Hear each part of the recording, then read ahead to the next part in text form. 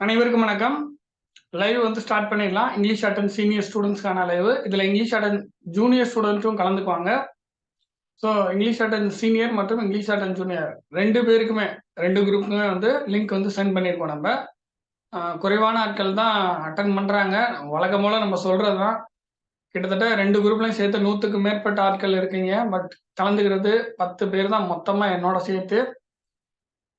But கலந்துக்காதவங்களுக்கு சில பேர் வந்து பிரைவேட் வேலைக்கு போலாம். அல்லது சில பேர் ஒரு டிராவலிங்ல இருக்கலாம். பட் கலந்துக்க சொல்லி தான் நான் ஒவ்வொரு முறையும் சொல்லியிருக்கேன். பட் இந்த அட்டெண்டன்ஸ் வந்து லைவ்ல வந்து கம்மியா இருக்கு. ஒருவேளை நம்ம வந்து இந்த வீடியோ வந்து ரெக்கார்ட் பண்ணி நம்ப எல்லாருக்கும் குடுக்கறதுனால, சரி அப்ப பார்த்துக்கலாம்னு நெனைக்கிறாங்களா இல்லையான்னு தெரியல. பட் லைவ் அட்டெண்ட் பண்ற மாதிரி உங்களுக்கு அந்த ரெக்கார்டிங் வீடியோஸ் இருக்காது. ஏன்னா லைவ்ல நீங்க ஃபார்வர்ட் பண்ண முடியாது, ரிவைண்ட் பண்ண முடியாது, எதுவுமே பண்ண முடியாது. அப்படியே நீங்க ஸ்பாட்ல எழுதுறது தான். நீங்க எதுவுமே பாஸ் பண்ண முடியாது, ஒண்ணும் பண்ண முடியாது. ஸோ அதனால லைவ் அட்டெண்ட் பண்றது டைரக்ட்டா நீங்க எக்ஸாம்ல வந்து டிக்டேஷன் போடுறதுக்கு சமமானது. ஓகேங்களா? இதுவும் வந்து ஒரு ஆடியோ, வீடியோ டிவைஸ் மாரி தான். ஸோ இதுல இருந்து தான் நீங்க கேட்கறீங்க. நேர்ல உட்கார்ந்து நம்ம போடல. பட் அந்த ஆடியோ, வீடியோ அது நீங்க பார்க்குறீங்க, எழுதுறீங்க. ஸோ இது வந்து உங்களுக்கு எக்ஸாம் ஃபீல் குடுக்கும். அதனால தான் லைவ் அட்டெண்ட் பண்ண சொல்றது. ஸோ வழக்கம் போல நம்ம சில இன்ஸ்ட்ரக்ஷன் குடுத்துட்டு நம்ம வந்து லைவ் வந்து ஸ்டார்ட் பண்ணிருவோம். ஆல்ரெடி சொன்ன மாதிரி கொஞ்ச நாட்கள் தான் இருக்கு. ரீவேல்யூஷனோட ரிசல்ட் கூட வந்திருக்கு. நேத்து சாட்டர்டே வந்து வந்திருந்தது.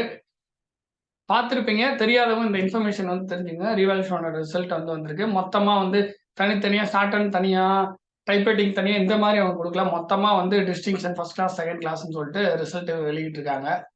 அதுல ஷார்ட் அண்ட் ஸ்டூடண்ட்ஸ் எத்தன பேரு, டைப் ரைட்டிங் ஸ்டூடண்ட்ஸ் எத்தன பேரு அப்படின்றத நம்ம அடுத்தடுத்து நம்ம பார்ப்போம். பட் ரீவேல்யூஷனோட ரிசல்ட் வந்துருச்சு அப்படின்றத தெரிஞ்சுங்க. கிட்டத்தட்ட 20 தேதிக்கு மேல ஆகுது. இன்னும் மிக மிக குறைவான நாட்கள் தான் எக்ஸாம்க்கு இருக்கு. கிட்டத்தட்ட பார்த்தீங்கன்னா, நீங்க லீவ் எல்லாம் போக ஒரு 20 நாள் தான் இருக்குன்னு வச்சுக்கங்க. ஒரு 20 டேஸ் தான் இருக்கும். 20 டேஸ் நீங்க உட்கார்ந்து நல்லா பிரிப்பேர் பண்ணணும். இனிமே ஆரம்பிச்சு இனிமேலாம் பாஸ் பண்ண முடியாது. அதையும் நான் ஓப்பனாவே சொல்ட்டேன். அ இதுக்கு முன்னாடி வாரத்துல கொஞ்சம் நல்லா பிராக்டிஸ் பண்ணியிருந்தீங்கன்னா, ஓகே. இதுக்கப்புறம் நல்லா கன்டின்யூ பண்ணுங்க. ஒரு 10 நாள், 20 நாள் இருக்கு. அந்த 20 நாள் டெய்லியும் ஒரு 10 ஹவர்ஸ் நீங்க பிராக்டிஸ் பண்ணீங்கன்னா, மேபி வாய்ப்பு இருக்கலாம். பட் இனிமே தொடங்கிலாம் பாஸ் பண்ண முடியாது. ஸோ அத நான் ஓப்பனாவே சொல்லிர்றேன். ஏன்னா, இதுக்கு முந்தின லைவ்ல ஒரு 2 வீக்ஸ் பிஃபோர்லாம் நான் சொல்லியிருப்பேன். அப்ப ஆரம்பிச்சா கூட பாஸ் பண்ணலாம்னு சொல்லியிருப்பேன். பட் இனிமேலாம் அப்படி கிடையாது. ஆல்ரெடி நீங்க கொஞ்சம் பிராக்டிஸ் பண்ணியிருந்தா மட்டும் தான் நீங்க பாஸ் பண்ண முடியும். ஒண்ணுமே பிராக்டிஸ் பண்ணாம இப்ப வந்து உட்காந்துக்கிட்டு கடைசி நேரத்துல சார் 20 நாள் தான் இருக்கு. என்ன சார் பண்றதுன்னா, வாய்ப்பு இல்ல. ஓகேங்களா? ஓப்பனாவே நம்ம நம்ம உங்களுக்கே தெரியும் பிராக்டிகலா பேசக்கூடிய ஆள். சிலர் வந்து மோட்டிவேஷன் பண்றேன்ற பேர்ல 10 நாள், 20 நாள்ல பாஸ் பண்ண முடியும்பாங்க. நம்பலாம் அப்படி சொல்ல மாட்டோம். ஆல்ரெடி ஓரளவுக்கு பிராக்டிஸ் பண்ணியிருக்கீங்க அப்படின்னா, இந்த 20 நாள்ல நல்லா உட்காந்து பிராக்டிஸ் பண்ணலாம். பிராக்டிஸ் பண்ணி பாஸ் பண்ணலாம். இது வந்து ஷார்ட் ஹேண்ட் அப்படின்றது எடுத்த உடனே டக்கு டக்குன்னு ஸ்பீடு வந்து இம்ப்ரூவ் ஆகாது. நான் டே பை டே தான் இம்ப்ரூவ் ஆகும். நான் சொல்லியிருப்பேன். ஷார்ட் ஹேண்டுக்கு நீங்க அட்லீஸ்ட் ஒரு 80 டேஸாவது நீங்க பிராக்டிஸ் பண்ணணும். இங்கிலீஷ் ஷார்ட் ஹேண்ட் ஜூனியர் முடிச்சிருக்கீங்கன்னா, ஜூனியர்லேருந்து நீங்க சீனியர் டைரக்ட்டா போகணும் அப்படின்னா, கண்டிப்பா மினிமம் 80 டேஸ் நீங்க பிராக்டிஸ் பண்ணணும். ஒரு 3 மந்த்ஸ்ன்னு வச்சுக்கலாம். ஸோ அதனால ஒரு ஒரு அக்யூரேட்டா சொல்லணும்னா ஒரு 80 டேஸ் நீங்க நல்லா பிராக்டிஸ் பண்ணீங்கன்னா பாஸ் பண்ணலாம்.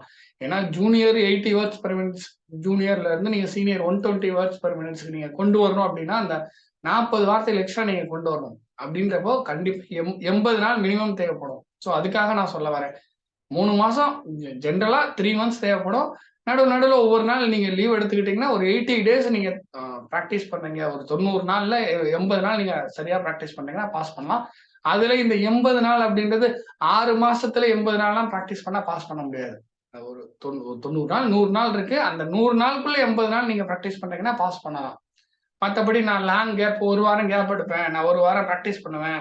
10 நாள் வந்து பிராக்டிஸ் பண்ணுவேன். 10 நாள் கேப் எடுப்பேன். இந்த மாதிரி நீங்க எடுத்திருந்தீங்கனாலும், பாஸ் பண்றதுல சிக்கல் ஏற்பட்டுரும். ஸோ அதனால இது ஷார்ட் ஹேண்ட் பொறுத்தவரைக்கும் கன்டினியூவா நீங்க பிராக்டிஸ் பண்ணா தான் அந்த உங்களுக்கு பாஸ் வரும். ஸோ அத அத தெரிஞ்சுக்கங்க. நான் முன்னாடியே நெறைய டைம் சொல்லியிருக்கேன். பட் இருந்தாலும் இப்பயும் நான் உங்களுக்கு இன்ஃபர்மேஷன் குடுக்குறேன். ஷார்ட் அண்ட் கன்டினியூவா நீங்க எஃபோர்ட் போட்டீங்கன்னா தான் பாஸ் பண்ண முடியும். நடுவுல 1 வாரம் நான் லீவு, 1 வாரம் பிராக்டிஸ் பண்ணேன். 10 நாள் லீவு, 10 நாள் பிராக்டிஸ் பண்றேன். இல்ல 5 நாள் லீவு, ஒரு 20 நாள் பிராக்டிஸ் பண்ணேன். அப்புறம் ஒரு 5 நாள் லீவு. இந்த மாரி இருந்தா அ கன்சிஸ்டன்ட் இல்லாம இருந்தா பாஸ் பண்ண முடியாது ஷார்ட் ஹேண்ட்ல. டிஎன்பிசிக்கு கூட நீங்க 1 வாரம் லீவ் போடுறீங்க, 1 வாரம் படிக்கிறீங்கன்னா, அந்த படிச்சத ஞாபகப்படுத்திக்கலாம் எப்படியாவது. 1 மாசம் படிக்கிறீங்க, 1 மாசம் படிக்கல. அப்புறம் ஓரளவுக்கு கொஞ்சம் படிச்சிருக்கீங்க. நோட்டிஃபிகேஷன் வந்ததுக்கப்புறம் நீங்க படிச்சு நீங்க என்ன பண்ணிக்கலாம். டிஎன்பிசில பாஸ் பண்ணிக்கலாம். இந்த ஷார்ட் ஹேண்டை பொறுத்தவரைக்கும் கண்டினியூவா 3 மந்த்ஸ் ஒரு 80 டேஸ் நீங்க ப்ராக்டிஸ் பண்ணாதான் உங்களுக்கு அந்த ரிசல்ட் கிடைக்கும். ஷார்ட் ஹேண்ட் அப்படிதான், இது டெக்னிக்கல் சப்ஜெக்ட். டிஎன்பிசி வந்து ஒரு சைடு பாத்தீங்கன்னா அது ஒரு மாதிரி டஃபா இருக்கும். ஷார்ட் ஹேண்ட் பாத்தீங்கன்னா அது ஒரு மாதிரி டஃபா இருக்கும். அதாவது இது எப்படின்னா டஃப்னஸ்ல ஒண்ணுக்கு ஒண்ணு சலைச்சது இல்லை, அந்த மாதிரி இருக்கும்னு வச்சுக்கோங்க. புரியுதுங்களா? என்ன கேட்டீங்கன்னா ஷார்ட் ஹேண்ட் கண்டினியூவா ப்ராக்டிஸ் பண்ணா பாஸ் பண்ணலாம். டிஎன்பிசி விட கொஞ்சம் shorthand English shorthand சீனியர்ன்றது கொஞ்சம் டஃப் அப்படின்ற மாதிரி சில நேரத்துல ஃபீல் ஆகுது. புரியுதுங்களா? ஸோ அதையும் நான் உங்களுக்கு சொல்லிடுறேன்.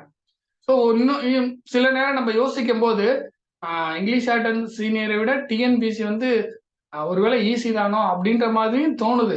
இதை வந்து இதை நிறைய டைம் நான் சொல்லியிருக்கேன். ஸோ இப்பயும் உங்களுக்கு தெரியப்படுத்துறேன். இங்கிலீஷ் ஷார்ட் ஹேண்ட் சீனியர் கஷ்டம்.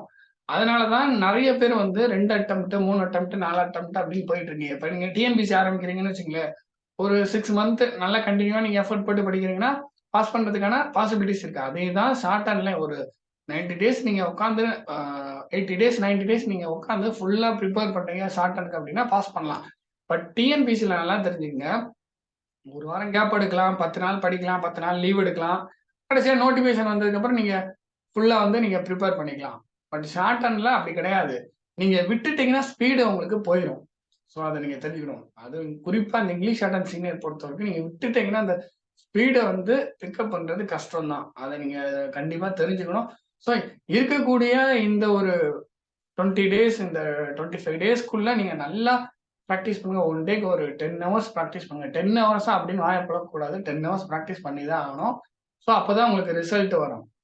இப்ப டிஎன்பிசியும் படிச்சுக்கிட்டு ஷார்ட் ஹேண்டையும் படிச்சுக்கிட்டு இருந்தீங்கன்னா கொஞ்சம் கடினமா இருக்கும். ஸோ அப்படி நீங்க படிக்கிற மாதிரி இருந்தா சரியான டைம் வந்து ஷார்ட் ஹேண்டுக்கு அதிக நேரம் ஒதுக்கியாகும். ஷார்ட் ஹேண்டுக்கு ஒரு 8 ஹவர்ஸ் 10 ஹவர்ஸ் ஒதுக்கியாகணும். டிஎன்பிசிக்கு ஒரு 3 to 4 ஹவர்ஸ் ஒதுக்கலாம். என்ன சார் 10 14 மணி நேரம் சொல்றீங்க சார் அப்படின்னா, சூழ்நிலை அப்படி இருக்கு, போட்டி கடுமையா இருக்கு. நம்ம வந்து நினைக்கலாம் 22 லட்சம் பேர் போட்டி போடுறாங்க, அதுல வந்து போட்டி கம்மி தான், 1 லட்சம் பேர் தான் இருக்காங்க, ஒரு 60,000 பேர் தான் இருக்காங்க அப்படின்னு நீங்க நினைக்கலாம். ஆனா அந்த 60,000 பேருக்குள்ள ஒரு கடுமையான போட்டி. ஒவ்வொருத்தரும் வேலைக்கு போறதுக்கு பாடுபட்டுக்கிட்டு இருக்காங்க. அதை நீங்க வந்து தெரிஞ்சுக்கணும். ஜென்ரலா ஷார்ட் ஹேண்டா இருக்கட்டும், ஷார்ட் ஹேண்ட்ல ஸ்டெனோ வச்சு போறவங்களா இருக்கட்டும், இல்ல டைப்பிங் வச்சு போறவங்களா இருக்கட்டும், அல்லது ஜூனியர் ஸ்டண்ட் விஏவுக்கு போறவங்களா இருக்கட்டும், எப்படி போறவங்கனாலும் அந்த அவங்க எல்லாருமே இந்த 60,000 நபர்கள் உள்ள கேட்டகரியில வந்துடுறாங்க. 22 லட்சம் பேர் அப்ளை பண்ணா கூட ஒழுங்கா ஓரளவுக்கு கொஞ்சம் சுமாரா படிக்கிறவங்க ஒரு 1 லட்சம் பேர் இருக்காங்க. நல்லா படிக்கிறவங்க ஒரு 50,000 60,000 பேர் இருக்காங்க. ஸோ அதை நீங்க தெரிஞ்சுக்கணும். ஆனா அந்த 50,000 60,000 பேருக்குள்ள ஒரு மிக மிக மிக கடுமையான ஒரு போட்டி இருக்குன்றத நான் சொல்லிடுறேன். 22 லட்சம் பேர்ல நீங்க யோசிக்கும் போது போட்டி அதிகமா இருக்க மாதிரி தெரியும். ஆனா நிறைய பேர் படிக்காம எக்ஸாம் எழுதுறாங்க. அதற்கு உதாரணம் வந்து பாத்தீங்கன்னா 1 லட்சம் ஓவரால் ரேங்க்ல இருக்கிறவங்க ஒரு 120 125 கொஸ்டின் தான் போட்டிருக்காங்க. ஸோ அப்படி இருக்கிறப்ப அந்த 120 125 கொஸ்டின் போட்டிருக்காங்கன்னா ஏதோ லைட்டா பார்த்துருக்காங்கன்னு அர்த்தம். ரொம்ப படிச்சிருக்காங்கன்னு சொல்ல மாட்டேன். ஏதோ லைட்டா தமிழோ மேக்ஸோ பார்த்துருக்காங்க, தமிழும் மேக்ஸும் பார்த்துருக்காங்க, அல்லது தமிழ் பார்த்துருக்காங்க. ஸோ அப்படி பார்த்தாதான் அந்த 120 கிராஸ் பண்ண முடியும். ஸோ ஓரளவுக்கு படிச்சவங்க அப்படின்றது 120 125 கொஸ்டின் ஒரு ஆவரேஜா எடுப்பாங்க. தமிழோ மேக்ஸோ இல்ல ஒரு சில போர்ஷன் படிச்சிருந்தாங்கன்னா டிஎன்பிசில எடுப்பாங்க. புரியுதுங்களா? ஸோ அப்படி இருக்கிறப்ப 1 லட்சம் பேர் 1 லட்சமாவது ரேங்க்ல இருக்கிறவங்க 120 125 கொஸ்டின். ஸோ அந்த ஒரு 50,000 ரேங்க் உள்ள இருக்கிறவங்க ஒரு 140 கொஸ்டின் கிட்ட வந்துடுறாங்க. ஸோ அதுல இருந்து தான் உங்களுக்கு போட்டி ஆரம்பிக்குது. 50,000த்துல இருந்து 40,000 வரணும், 30,000 வரணும், 20,000 வரணும், 10,000த்துக்குள்ள வரணும், 5,000த்துக்குள்ள வந்தா கொஞ்சம் நல்லா இருக்கும். ரேங்க் பாக்குறதுக்கு நமக்கு வேலை கிடைக்கிறதுக்கான பாசிபிலிட்டிஸ் அதிகமா இருக்கு. நான் ஓவரால் ரேங்க் சொல்லிட்டு இருக்கேன். கம்யூனிட்டி ரேங்கே நான் பேசல, ஓவரால் ரேங்க் பேசிட்டு இருக்கேன். ஸோ அந்த 140ல இருந்து 145 150 கொஸ்டின் 155 160 நீங்க அந்த இடத்துல இருந்து தான் அதிகமா உழைக்க வேண்டியதா இருக்கும். ஒரு 140 கொஸ்டின் எடுக்கிறதுக்கு ஒரு சுமாரா உழைச்சா போதுமானது. 140 தாண்டும் போதுதான் ஒவ்வொரு கொஸ்டினுக்கும் அதிகமா உழைக்கிற மாதிரி இருக்கும். ஸோ அதனாலதான் நான் என்ன சொல்றேன், அந்த ஒரு 50,000 பேர் 60,000 பேர் தான் அந்த ஒரிஜினலா போட்டியில இருக்காங்க. புரியுதுங்களா? ஆனா அந்த ஒரிஜினலா இருக்கக்கூடிய அந்த 50,000 பேருக்கும் 60,000 பேருக்கும் அதிகமா என்ன சொல்றதுன்னா அதிகமா போட்டி இருக்கு. போட்டின்றது கொஞ்ச நெஞ்ச போட்டி இல்ல. அந்த 60,000 பேத்துக்குள்ள அதிகமான போட்டி. எல்லாருமே ரேஸ்ல ஓடிக்கிட்டு இருக்காங்க. எல்லாருமே முன்னேறி போய்க்கிட்டு இருக்காங்க. ஸோ அப்படி இருக்கிறப்ப நம்ம என்ன பண்ணணும்? இந்த ஷார்ட் ஹேண்ட முடிக்கணும். அதுக்கு தான் அதெல்லாம் நான் சொல்லிட்டு இருக்கேன். போட்டி கடுமையா தான் இருக்கு. நீங்க ஷார்ட் ஹேண்ட் போத் இயர் முடிச்சு வச்சுக்கங்கன்னு சொல்றேன். ஒரு குரூப் 4 இல்லனாலும் இன்னொரு குரூப் 4ல கண்டிப்பா ஷார்ட் ஹேண்ட் போத் இயர் முடிச்சிருந்தா உறுதி, ஜாப் உறுதி அப்படின்றது உங்க எல்லாருக்குமே தெரியும். நிறையா நாட்களா போராடிக்கிட்டே இருக்கீங்க. உங்களுக்கும் சிச்சுவேஷன் சரியில்லாம இருக்கும். ஃபேமிலிய கவனிச்சுக்கிற மாதிரி இருக்கும். வேலைக்கு போற மாதிரி இருக்கும். உங்களுக்கு பிராக்டிஸ் பண்றதுக்கு டைம் இல்லாம இருக்கும். ஆடியோ ப்ராப்ளம் சில நேரம் இருந்திருக்கு. எக்ஸாம்லாம் எல்லாமே இருக்கும். அதையும் மீறி சில பேர் பாஸ் பண்றாங்கல்ல. ஸோ அந்த இடத்துல நம்ம இருந்துட்டோம் அப்படின்னா நம்ம சேஃப். இப்ப டிஎன்பிசியே எடுத்துக்கிட்டீங்கன்னா, அது இதுன்னு 1008 சொல்லுவாங்க. என்ன சொல்றேன்னா, டிஎன்பிசினா எக்ஸாம் வருதில்லம்பாங்க. ஒரு ஒரு உதாரணத்துக்கு சொல்றேங்க. எக்ஸாம் வருதில்லம்பாங்க. இந்த எக்ஸாம்ல குளறுபடிம்பாங்க. பேப்பர் சரியா கரெக்ஷன் பண்ணல. நெறைய இருக்கு. அதெல்லாம் இல்லைன்னு சொல்லல. அதெல்லாம் இருக்கு. அதெல்லாம் இருந்தும் ஒருத்தன் பாஸ் பண்ணி சிலர் பாஸ் பண்ணி போறான் பார்த்தீங்களா? ஸோ அந்த இதுல தான் நம்ம இருக்கணும். போராடலாம், எல்லாம் பண்ணலாம், ட்வீட் பண்ணலாம். ஸோ எல்லாமே பண்ணலாம். அது தப்பு இல்ல. பட் அதையும் மீறி நம்ப உள்ளுக்குள்ள தனிப்பட்ட முறையில நம்ம வந்து படிச்சுட்டே இருக்கணும். ஜெனரலா சில விஷயங்கள் நான் வந்து லைவ்‌க்கு முன்னாடி சொல்லுவேன். அந்த விஷயங்கள் தான் பேசிட்டு இருக்கேன். ஸோ என்ன அப்டின்னா 1008 பிரச்சனைகள் இருக்கும். ஷார்ட் ஹேண்ட் படிக்கிறீங்கனாலும் சரி, டிஎன்பிசி படிக்கிறீங்க படிச்சாலும் சரி, குடும்ப சூழ்நிலைகள் பிரச்சனையா இருக்கும். குடும்ப சூழ்நிலை மோசமா இருக்கும். பணம் கிடைக்காம இருக்கும். வேலைக்கு போயிட்டே படிக்கிற மாரி இருக்கும். குழந்தைய கவனிச்சுட்டு படிக்கிற மாரி இருக்கும். அ டிஎன்பிசில குளறுபடின்னு சொல்லிட்டு நெறைய பேர் சொல்லுவாங்க. சில நேரத்துல அது உண்மையாவும் நடந்திருக்கு. அத ப்ரூஃபும் பண்ணியிருக்காங்க. ஆ ஸோ எல்லா பிரச்சனையும் இருக்கும். ஆனாலும் சிலர் வந்து அப்பப்ப அந்தந்த எக்ஸாம் வரப்போ ஒரிஜினலாவே, உண்மையாவே எழுதி பாஸ் பண்ணி போறவங்க ஏகப்பட்ட பேர் இருக்காங்க. ஸோ அந்த கேட்டகரியில நம்ம வரணும் அப்படின்றத உங்களுக்கு எல்லாத்துட்டயும் கேட்டுக்கிறேன். ஏன்னா, அந்த குளறுபடி, இங்க குளறுபடின்னு நம்ம அத கேட்க கேட்க என்ன ஆகும் அப்படின்னா, நமக்கு நெகட்டிவ் வைப்ரேஷன் வரும். Twitterல ட்ரெண்ட் பண்ணலாம். அதெல்லாமே ஓகே. அதெல்லாம் ஒரு பக்கம். அது ஒரு சைடுங்க. அது ஒரு Twitterல ட்ரெண்ட் பண்றது. ஸோ நம்மளோட உரிமைகள கேட்கறதுக்கு போராடுறது இதெல்லாம் இருக்கணும். இல்லைன்னு சொல்லல. இந்த போராட்ட உணர்வும் இருக்கணும். அதே மாதிரி படிக்கிற படிக்கிற உணர்வு அத விட அதிகமா இருக்கணும். வெறும் போராட்டம் பண்ணிக்கிட்டே நம்ம இருந்தோம்னா, ஆனா நீங்க போராட்டம் பண்ற நேரத்துல ஒரு சிலர் என்ன பண்ணுவாங்க, போராட்டமும் பண்ணுவாங்க, அதிகமா படிக்கவும் செய்வாங்க. இன்னும் இன்னும் சில பேர் இருக்காங்க. போராட்டத்துல எதுலயுமே கலந்துக்க மாட்டாங்க. எந்த Twitterல ட்வீட் பண்ண மாட்டாங்க. ஆனா அதுல வரக்கூடிய அந்த நல்ல விஷயங்கள், அதுல வரக்கூடிய பாசிட்டிவ மட்டும் அனுபவிச்சுட்டு இருப்பாங்க. என்ன சொல்ல வரேன்னா, சிலர் இந்த போராட்டம் நடக்கிறது கூட தெரியாம இருப்பாங்க. ட்வீட் பண்ண சொன்னா ட்வீட் பண்ண மாட்டாங்க.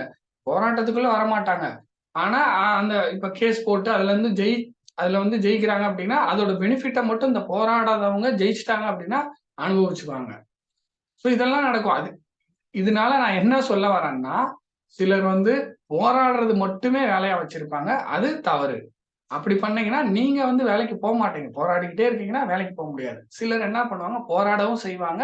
அதே சமயம் தனிப்பட்ட முறையில சரியா டைம் ஒதுக்கி படிப்பாங்க. இந்த மாரி ஆட்கள் ஜெயிச்சுருவாங்க. போராடவும் செய்வாங்க, டிஎன்பிசியும் படிப்பாங்க. இன்னும் ஒரு சில பேர் இருக்காங்க. நல்லா கவனிங்க. போராட்டத்திலயும் கலந்துக்க மாட்டாங்க. ட்வீட்டும் பண்ண மாட்டாங்க. ஆனா படிக்கிறது மட்டும் படிச்சுட்டே இருப்பாங்க. ஆ போராடுறது சிலருக்கு தெரியாமயே இருக்கும். அப்படியே தெரிஞ்சாலும் ட்வீட் பண்ண மாட்டாங்க. எங்கேயாவது ஒரு போராட்டம்னா கலந்துக்க மாட்டாங்க. சோசியல் மீடியால கருத்து தெரிவிக்க மாட்டாங்க. படிச்சுக்கிட்டே மட்டும் இருப்பாங்க. அந்த போராட்டத்துல ஜெயிக்கக்கூடிய பெனிஃபிட்ட இவங்க பாஸ் பண்ணும்போது இவங்க அனுபவிச்சுக்குவாங்க. ஸோ எது எது இப்படியும் இருந்துறக்கூடாது, இப்படியும் இருந்துறக்கூடாது. போராடாமயும் இருந்துறக்கூடாது. அதே மாதிரி வெறும் போராட்டம் மட்டுமே வாழ்க்கையா ஆயிறக்கூடாது. 2க்கும் நடுவுல போராடவும் செய்யணும். நீங்க படிக்கவும் செய்யணும். புரியுதுங்களா? நெறைய பேருக்கு தெரியறது இல்ல. சிலர் போராட்டம் மட்டுமே பண்ணிட்டு இருக்காங்க. சிலர் வந்து படிச்சுக்கிட்டு மட்டுமே இருக்காங்க. ஸோ 2மே ஒரு தவறான அணுகுமுறை. நம்மளோட உரிமைகள வாங்குறதுக்கு போராடுறதுல தப்பு இல்ல. தவறுதலா யாரும் நம்ம வந்து கேட்கல. கரெக்ட்டா எக்ஸாம் வைங்க. கரெக்ட்டா ரிசல்ட் விடுங்க. இந்த மாரி வந்து எந்த குளறுபடி இது பண்ணக்கூடாது. இந்த மாதிரி தான் போராடுறோம். இந்த மாதிரி ரிஃபார்ம்ஸ் நம்ம வந்து கேட்கிறோம். 2-2A அதாவது குரூப் 2-2A வந்து பிரிக்க சொல்லி கேட்கிறோம். ஸோ இதெல்லாம் வந்து நியாயமான போராட்டம் தான். கண்டிப்பா போராடணும். சோசியல் மீடியால நம்ம வந்து ட்ரெண்ட் பண்ணணும், ட்வீட் பண்ணணும் எல்லாமே இருக்கணும். அதே மாரி நீங்க படிக்கிறதுல கவனமா இருக்கணும். அதுல கோட்ட விட்டோம்னா ரொம்ப சிரமமாயிரும். புரியுதுங்களா? நீங்க போராடுறதுனால அ டிஎன்பிசி தரப்புல ஒரு ரிஃபார்ம்ஸ் கொண்டு வரதுக்கான வாய்ப்புகள் அதிகமா இருக்கு. கவர்ன்மென்ட், டிஎன்பிசி எல்லாம் பேசி முடிவு பண்ணி ரிஃபார்ம்ஸ் கொண்டு வருவாங்க. நல்ல விஷயம் தான் போராடுறது. ஆனா படிக்காம இருந்துறக்கூடாது. வெறும் வெறும் டெலகிராம், வெறும் WhatsAppல காலையில இருந்து சாயந்தரம் வரைக்கும், நைட் வரைக்கும் போராடிக்கிட்டே இருந்துட்டு, சாப்பிட போறது, தூங்க போறது, போராடுறது, சாப்பிட போறது, தூங்குற போறது, போராடுறது, மீம் போடுறது, ட்வீட் பண்றது. இது மட்டுமே பண்ணீங்கன்னா, ஒண்ணும் பண்ண முடியாது. ஸோ அதையும் பண்ணணும். அதே நேரத்துல நல்லபடியா படிக்கணும். ப்ராப்பரா ஷெட்யூல் போட்டு படிக்கவும் செய்யணும். போராடவும் செய்யணும். 2மே இருக்கணும்னு சொல்ல வரேன். அதே மாரி வெறும் படிச்சுக்கிட்டே இருந்தாலும் போராடுறவங்களும் பாவம் ஆயிருவாங்க. ஃபுல்லா படிச்சுக்கிட்டேவும் இருக்கக்கூடாது. ஒரு நாளைக்கு ஒரு ஒரு 15 மினிட்ஸ் அல்லது 30 மினிட்ஸாவது அந்த போராட்டத்துக்கான வேலைகள்ல ஈடுபடவும் செய்யணும். அதாவது ஈடுபட செய்யணும்னா, ட்விட்டர்ல ட்வீட் பண்றது தான் சொல்றேன். பெருசாலாம் நீங்க ஒண்ணும் இது பண்ண போறதில்ல. ட்விட்டர்ல ட்வீட் பண்றது, போராடுறவங்களுக்கு சப்போர்ட் பண்றது அவ்வளவுதான். அத ஒரு 15 மினிட்ஸாவது டெய்லியும் பண்ணணும் அப்படின்றத நான் கேட்டுக்கிறேன். அதே மாதிரி படிக்கணும். படிக்கல அப்படின்னா, போராட்டம் மட்டுமே இருந்துச்சுன்னா, நம்ம மார்க் வந்து கம்மியாயிரும். போராடவும் செய்யணும், படிக்கவும் செய்யணுன்றத நான் திருப்பி திருப்பி சொல்லி சொல்லி அத கேட்டுக்கிறேன். அவ்வளவுதான். ஸோ என்ன அப்படின்னா, இருக்கக்கூடிய இந்த கொஞ்ச நாட்கள் ஷார்ட் ஹேண்டு ஒரு 20 நாள். லீவு போக மீதி வந்து ஒரு 20 நாள் இருக்கும். 20 நாள்ல நல்லா கன்டினியூவா பிராக்டிஸ் பண்ணுங்க. லீவுன்னா இப்ப சாட்டர்டே, சண்டே வந்து இன்ஸ்டிடியூட் தான் லீவு. பட் ஆன்லைன்ல பிராக்டிஸ் பண்றவங்க அத லீவா எடுத்துக்க கூடாது. அந்த சாட்டர்டேவும் சரி, சண்டேவும் சரி, எந்த ஹாலிடே வந்தாலும் சரி, எந்த ஹாலிடே வந்தாலும் இருக்கக்கூடியது கம்மியான நாட்கள். 20, 25 நாள். ஸோ இந்த 25 நாள்ல நல்லா டெய்லி ஒரு 10 ஹவர்ஸ் பிராக்டிஸ் பண்ணீங்கன்னா நல்லது. பாஸ் பண்றதுக்கான வாய்ப்புகள் இருக்கு. புரியுதுங்களா? நான் முன்னாடி ஒரு இன்ஃபர்மேஷன் சொல்லியிருந்தேன். என்ன அப்டின்னா, ஒரு 50 பேசேஜ் வந்து நம்ப சொன்ன மெத்தட்ல நான் வந்து இந்த மெத்தட்ல பிராக்டிஸ் பண்ணுங்கன்னு சொல்லிட்டு ஒரு ஒரு சில வீடியோஸ் குடுத்திருப்பேன் நானு. ஸோ அந்த மெத்தட்ல நீங்க ஒரு 50 பேசேஜ் வந்து நீங்க பிராக்டிஸ் பண்ணிட்டீங்கன்னா, பாஸ் பண்றதுக்கான வாய்ப்புகள் அதிகமா இருக்கு. 50 பேசேஜ் நீங்க பிராக்டிஸ் பண்ணிட்டீங்கன்னு வச்சுக்கங்க. அதுக்கப்புறம் அன்னோன் ஸ்பீட்ல கொஞ்சம் கவனம் செலுத்துற மாதிரி இருக்கும். 50 பேசேஜ் வந்து எக்ஸாம் பேசேஜ். அதுக்கப்புறம் எக்ஸாம் பேசேஜ்லயே ஒரு சிலது நீங்க டைரக்ட்டா டிரான்ஸ்கிரிப்ஷன் மாரி எழுதி பார்க்கலாம். ஆனா நான் சொல்றது என்னன்னா, ஒரு 50 பேசேஜ் நீங்க page by page, line by line நீங்க வந்து ஃபில் அப் பண்ணீங்க அப்டின்னா, உங்களுக்கு ஒரு ஃப்ளோ கிடைக்கும். ஆ ஸ்பீடு வந்து பிக்கப் ஆகும். ஹார்ட் வேர்ட்ஸ் வந்து உங்களுக்கு ஈஸியா வர ஆரம்பிக்கும். அதனால தான் நான் எப்போதுமே சொல்றது 50 பேசேஜ். ஸோ இப்ப கூட நீங்க எடுத்துக்கலாம். அதாவது ஒரு 50 பேசேஜ் வந்து நான் சொன்ன மெத்தட்ல இருக்கக்கூடிய 25 நாள்ல உங்களால பிராக்டிஸ் பண்ண முடிஞ்சதுன்னா, பாஸ் பண்றதுக்கும் ஒரு சின்ன சான்ஸ் இருக்கு. இதுக்கப்புறம் நீங்க பிராக்டிஸ் பண்றத பத்தி நான் பேசிட்டு இருக்கேன். ஒரு 25 நாள் இருக்கு. ஒரு நாளைக்கு 2, 2 பேசேஜ். நம்ம என்ன பண்ணுவோம் 2 நாள், 3 நாள் பண்ணுவோம். அப்புறம் விட்டுருவோம் முடியலன்ட்டு. முடியலன்னு விட்டுருவோம். முடியல சார், கை வலிக்குது சார், கால் வலிக்குது சார், உட்கார முடியல சார், பல பிரச்சனை இருக்கு சார் அப்படின்ட்டு நம்ம விட்டுருவோம். எந்த பிரச்சனை இருந்தாலும் உடல் சம்பந்தமா பிரச்சனை இருக்கு அப்படின்னா கொஞ்சம் ரெஸ்ட் எடுத்துக்கணும். நம்ம வந்து பிராக்டிஸ் பண்ணணும். ஏன்னா நீங்களே எவ்வளோ நாட்கள் வந்து ஷார்ட் ஹேண்ட் எழுதிருப்பீங்க. இந்த இந்த கையில இந்த இந்த 2 இடமும் சில பேத்துக்கு கொப்பளம்லாம் வந்திருக்கும். இந்த 2 இடமும் அமுங்கி இருக்கும். அந்த இடத்துல ரத்தம் கட்டும். அதெல்லாம் நடந்திருக்கும். கண்டிப்பா அதெல்லாம் நடந்திருந்தா தான் நீங்க வந்து ஓரளவுக்கு ஏதோ பிராக்டிஸ் பண்ணியிருக்கீங்கன்னு அர்த்தம். ஏன்னா எனக்கு நடந்தது, என் ஃப்ரெண்ட்ஸுக்கு சுத்தி இருக்கவங்கள பார்க்கும்போது இப்படிலாம் நடந்துச்சு. அப்படி நடக்காதவங்க யாருமே கிடையாது. கை 2ம் அமுங்கிரும். லைட்டா அந்த பென்சில புடிச்சு புடிச்சு கை 2ம் அமுங்கிரும். அதே மாரி சில நேரத்துல கொப்பளம்லாம் வரும். அந்த இடத்துல ரத்தம்லாம் கட்டிக்கும். இதெல்லாம் நடந்திருக்கு. ஸோ இப்படிலாம் நடந்திருந்தீங்கன்னா, நீங்க நல்லா பிராக்டிஸ் பண்ணியிருக்கீங்கன்னு அர்த்தம். இப்ப 20 நாள் கொஞ்சம் நல்லா நீங்க பிராக்டிஸ் பண்ணி ஆகணுன்றதுக்கு இதெல்லாம் நான் சொல்ல வேண்டியதா இருக்கு. கண்டிப்பா வந்து நல்லா பிராக்டிஸ் பண்ணுங்க. 20 நாள், 25 நாள் கடுமையா வந்து பிராக்டிஸ் பண்ணணும். அதாவது நீங்க பிராக்டிஸ் பண்ணிட்டு இருக்கிறதெல்லாம் பத்தாது. அதிகமா, அதிகமா பிராக்டிஸ் பண்ணணும். எவ்ளோ பேர் இருக்கீங்க? இங்கிலீஷ் அட் அண்ட் சீனியர் குரூப்ல 80 பேர் கிட்ட இருக்கீங்க. எங்க பிடிஎஃப் அனுப்புறதுன்னு பார்த்தீங்கன்னா, ஒரு 10 பேர் தான் அனுப்பிச்சிருக்கீங்க. அதே மாரி இந்த லைவ்ல கலந்துக்கிறது ஒரு 10 பேர் தான் கலந்துக்கிறோம். சரி ஓகே. லைவாவது பரவால்ல. உங்களுக்கு அந்த நேரத்துல பர்ட்டிகுலரா அந்த டைம்ல உங்களால அட்டெண்ட் பண்ண முடியாம போகலாம். பட் பிராக்டிஸ் பண்றது நீங்க அந்த 24 மணி நேரம் ஒன் டே இந்த 24 ஹவர்ஸ்ல எப்ப வேணாலும் நீங்க பிராக்டிஸ் பண்ணலாம். எப்ப வேணாலும் நீங்க அனுப்பலான்றத நம்ம சொல்றோம். ஆனா அப்ப கூட பிராக்டிஸ் பண்ணது ஒரு ஃபோட்டோ எடுத்து என்ன ஒரு 25 பக்கம் வருங்களா? 25 ஃபோட்டோ எடுத்து அத பிடிஎஃப்பா கன்வெர்ட் பண்றது, அனுப்புறதுக்கு எவ்வளோ நேரம் ஆகும்? ஒரு 20 நிமிஷம் ஆகுங்களா? இல்ல 5 நிமிஷம் ஆகுங்களா? 20 ஃபோட்டோ, 25 ஃபோட்டோ அவ்வளோதான் வரப்போகுது. 25 ஃபோட்டோ எடுத்து அத பிடிஎஃப்பா அனுப்ப 15 நிமிஷம் அல்லது 20 நிமிஷம் அதிகமாவே நான் சொல்றேன். அவ்வளோ நேரத்துக்குள்ள நீங்க ஃபோட்டோ எடுத்து பிடிஎஃப்பா கன்வெர்ட் பண்ணி நீங்க அனுப்பிச்சு முடிச்சிடலாம். ஸோ பிராக்டிஸ் நல்லா பண்ணணும். இனிமே இன்னும் ஒரு இருக்கக்கூடிய நாள்லயாவது நல்லா பிராக்டிஸ் பண்ணுங்க. சார் அப்பனா எப்ப சார் டிஎன்பிசி படிக்கிறது? நான் திருப்பி திருப்பி சொல்றேன். கண்டிப்பா இந்த English shorthand senior exam முடியட்டும். நோட்டிஃபிகேஷனே வந்தாலும் கவலைப்படாதீங்க. அவங்க தான் ஜூன் மாசம் எக்ஸாம்னு சொல்லிட்டாங்க. ஜனவரி மாசம் கண்டிப்பா நோட்டிஃபிகேஷன் வந்துரும். அவங்க சொல்றது, அவங்களோட செயல்பாடுகள் இப்ப இருக்கிறத பார்க்கும்போது ஜனவரி 31க்குள்ளயாவது எப்படியாவது நோட்டிஃபிகேஷன் எப்படியாவது மூச்சு திணற திணற விட்டுருவாங்கன்னு நான் நினைக்கிறேன். ஆனா எக்ஸாம் வந்து ஜூன் மாசம் தான் சொல்லியிருக்காங்க. ஸோ நடுவுல ஒரு 4, 5 மாசம் உங்களுக்கு கேப் கிடைக்கும். ஸோ ஜனவரி லாஸ்ட் வீக் நோட்டிஃபிகேஷன் விடுறதுக்கு வாய்ப்பு இருக்கு. அதே மாதிரி ஜூன் லாஸ்ட் வீக்கே எக்ஸாம் வைக்கிறதுக்கு வாய்ப்பு இருக்கு. எப்போதுமே நம்ம அந்த லாஸ்ட் நேரத்துல தான் வைப்பாங்க. அதை தாண்டாம இருந்தாங்கன்னா போதுன்ற அளவுக்கு தான் நம்ம இப்ப இருக்க சுச்சுவேஷனு. ஜனவரி நோட்டிபிகேஷன் 31 நோட்டிபிகேஷன் விட்டா கூட ஓகே. ஆனா ஜனவரியே தாண்டிடாதீங்க அப்படின்ற மாதிரி தான் நம்ம கேட்க வேண்டியதா இருக்கு. அதே மாதிரி ஜூன் மாசம் எக்ஸாம்னு சொல்லியிருக்காங்க. ஜூன் மாசம் கடைசி தேதியில கூட நீங்க வைங்க. ஆனா ஜூன் மாசம் தாண்டாம ஜூன் மாசத்துல வைங்க. அப்படிதான் நிறைய பேர் கேட்டுட்டு இருக்காங்க. உண்மை அதுதான். இப்ப நம்ம என்ன நினைப்போம், டைப் ரைட்டிங் இன்னும் ஒரு எக்ஸாம் இருக்கு, ஷார்ட் ஹேண்ட் ஒரே ஒரு சீனியர் இருக்கு, நோட்டிபிகேஷன் தள்ளி போனா பரவாயில்ல, ஒரு ஏப்ரல்ல நோட்டிபிகேஷன் வந்தா பரவாயில்ல, இல்ல மேல நோட்டிபிகேஷன் வந்தா பரவாயில்ல, இல்ல ஜூன்ல நோட்டிபிகேஷன் வந்தா கூட பரவாயில்ல, இங்கிலீஷ் ஷார்ட் ஹேண்ட் சீனியர் மட்டும் உள்ளவங்க நினைப்பீங்க. புரியுதுங்களா? பட் ஆல்ரெடி படிச்சு இந்த 1 மார்க் 2 மார்க்ல போயிருக்கும் பாத்தீங்களா, அதாவது ஒரு கொஸ்டின் 2 கொஸ்டின்ல போயிருக்கும் பாத்தீங்களா, டைப்பிங்லயோ அல்லது ஜூனியர் ஸ்டன்லயோ ஒரு 5 கொஸ்டின் அல்லது 10 கொஸ்டின்ல போனவங்க என்ன நினைப்பாங்கன்னா, அவங்களுக்கு டைம்லாம் தேவைப்படாது, அவங்க ஃபுல்லா ரிவிஷன்ல தான் இருப்பாங்க, அவங்களுக்கு உடனே நோட்டிபிகேஷன் வந்து உடனே எக்ஸாம் வச்சு உடனே வேலை போட்டா பரவாயில்லன்ற மாதிரி தான் அவங்க திங்க் பண்ணுவாங்க. அவங்க தான் மெஜாரிட்டியா இருக்காங்க. ஷார்ட் ஹேண்ட் எழுதுறவங்க அதே ஷார்ட் ஹேண்ட் எழுதுறவங்க, அதே மாதிரி டைப் ரைட்டிங் படிக்கிறவங்க, சீனியர் மட்டும் படிக்கிறவங்க கம்மியான ஆட்கள் தான் இருக்காங்க. அவங்க தான் மெஜாரிட்டி. அவங்க பல வருடமா போராடிட்டு இருக்காங்க. புரியுதுங்களா? சோ நமக்கு வந்து பாத்தீங்கன்னா, இப்ப இங்கிலீஷ் ஷார்ட் நல்லா கவனிங்க. நான் ஓப்பனாவே சொல்றேன். இங்கிலீஷ் ஷார்ட் சீனியர் இதுதான் ஃபர்ஸ்ட் அட்டெம்ப்ட்னா, இதுதான் உங்களுக்கு இங்கிலீஷ் ஷார்ட் சீனியர் சார். இதுதான் சார் எனக்கு ஃபர்ஸ்ட் அட்டெம்ப்ட் அப்படின்னா நீங்க நினைக்கிறது கரெக்ட். இன்னும் ஒரு 3 மாசம் எனக்கு தள்ளி கொடுத்தீங்கன்னா பரவாயில்ல, ஒரு 4 மாசம் தள்ளி கொடுத்தீங்கன்னா பரவாயில்ல, அதுக்குள்ள நான் இங்கிலீஷ் அட்டன் சீனியரை முடிச்சுக்குவேன், அதுக்குள்ள எனக்கு சர்டிஃபிகேட் வந்துடும், ரிசல்ட் வந்துடும், அதுக்கப்புறம் நான் அதை வச்சு டிஎன்பிசி அட்டன் பண்ணிக்குவேன்னு சொன்னா ஒரு நியாயமானதுதான். பட் இங்கிலீஷ் அட்டன் எனக்கு 2வது அட்டெம்ப்ட், 3வது அட்டெம்ப்ட், 4வது அட்டெம்ப்ட்னு நினைக்கிறவங்க தவறுதலா எடுத்துக்காதீங்க. அப்படி அந்த நினைப்பு வந்து தவறு. ஏன்னா போன முறையே உங்களுக்கு தெரியும். ஏன்னா போன தடவையோட எக்ஸாம் எழுதி அதோட ரிசல்ட் வந்து அதுக்கப்புறம் குரூப் 4 வரும்னு இருந்ததே பெரிய விஷயம். ஏன்னா அதெல்லாம் தாண்டிடுச்சு. நான் ஆனா சொல்லியிருந்தேன் போன டைம் ஸ்டூடெண்ட்ஸ்க்கு சொல்லிட்டேன். கண்டிப்பா 100% வந்து இங்கிலீஷ் அட்டன் சீனியர் எக்ஸாம் முடிஞ்சிடும், அதோட ரிசல்ட் வந்துடும், கண்டிப்பா ப்ரொவிஷனல் சர்டிஃபிகேட் வந்துடும். அதே மாதிரி ப்ரொவிஷனலும் வந்துருச்சு. புரியுதுங்களா? ஸோ போன டைம் பாஸ் பண்ணவங்களுக்கு எந்த சிக்கலுமே இல்லை. அதுதான் லாஸ்ட் சான்ஸ்னு நான் சொல்லிட்டேன். அதுதான் லாஸ்ட் சான்ஸ்னு சொல்லிட்டேன். அப்ப பாஸ் பண்ணாம விட்டது அது வந்து மாணவிகளோட தவறு தான். அதை நம்மளும் அக்செப்ட் பண்ணி தான் ஆகணும். இப்படி நான் பேசுறதுனால எனக்கு எதிரா வந்து உங்ககிட்ட ஒரு கருத்து இருக்கலாம், அல்லது என் மேல கோவப்படலாம். அதனால எனக்கு ப்ராப்ளம் இல்லை.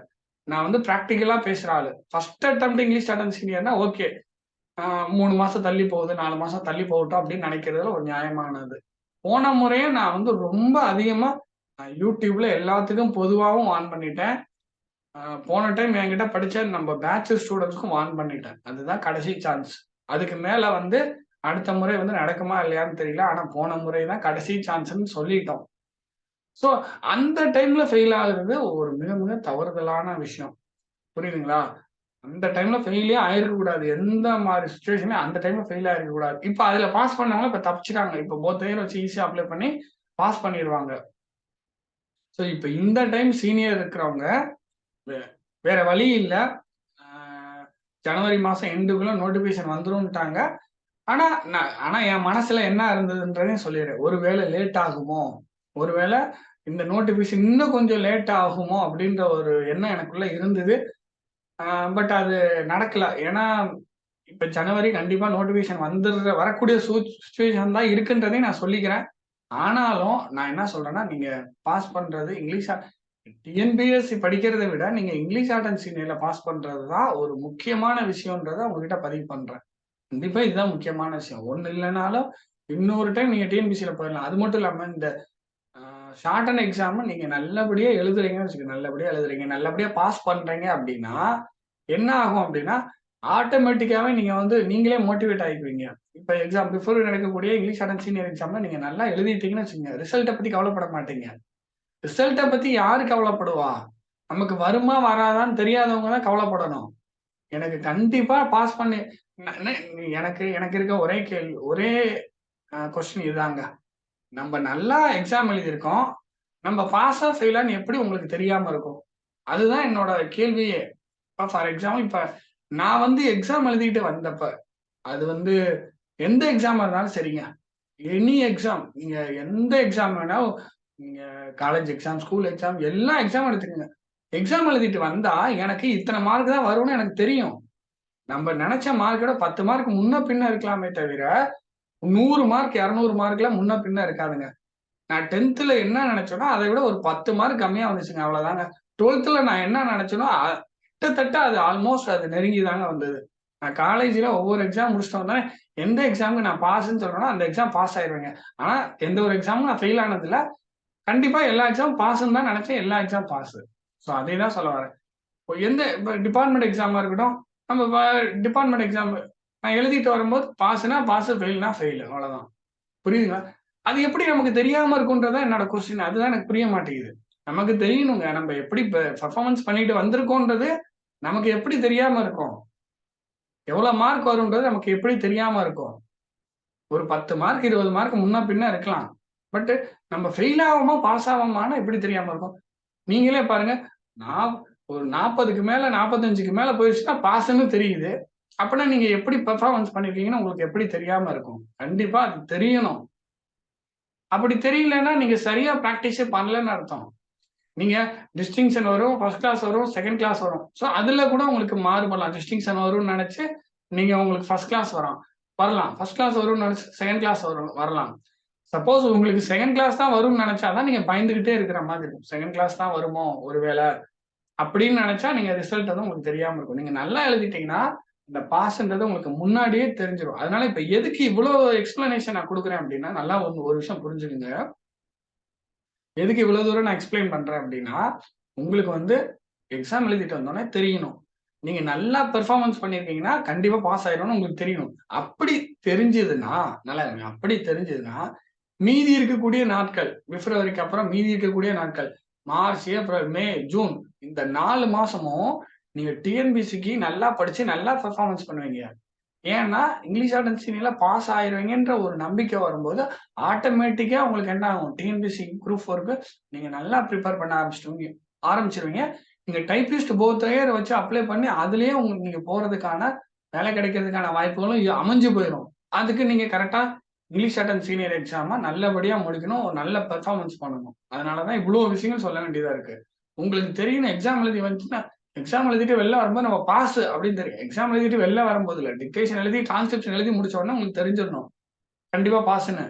எனக்கெல்லாம் நான் வந்து நல்லா கவனிங்க. English shorthand junior, English shorthand intermediate, English shorthand senior, Tamil shorthand junior, Tamil shorthand senior 5மே ஒரு அட்டெம்ப்ட்ல தான் பாஸ். சரி இது பெரிய விஷயமான்னு கேட்கலாம். பெரிய விஷயம் இல்ல. பட் நான் வந்து 5மே ஒரே அட்டெம்ப்ட்ல எல்லாமே பாஸ் பண்ணேன். இத நான் பெரிய விஷயமா சொல்லல. நான் எதுக்கு இத சொல்ல வரேன்னா, டிரான்ஸ்கிரிப்ஷன் எழுதி முடிச்ச உடனே எனக்கு தெரிஞ்சிருங்க. சாரி, டிக்டேஷன் அவங்க போடுவாங்கல்ல, டிக்டேஷன் எழுதி முடிச்ச உடனே தெரிஞ்சிரும். நான் ஸ்ட்ரோக் போட்டத வச்சு நான் கண்டுபிடிச்சிருவேன்.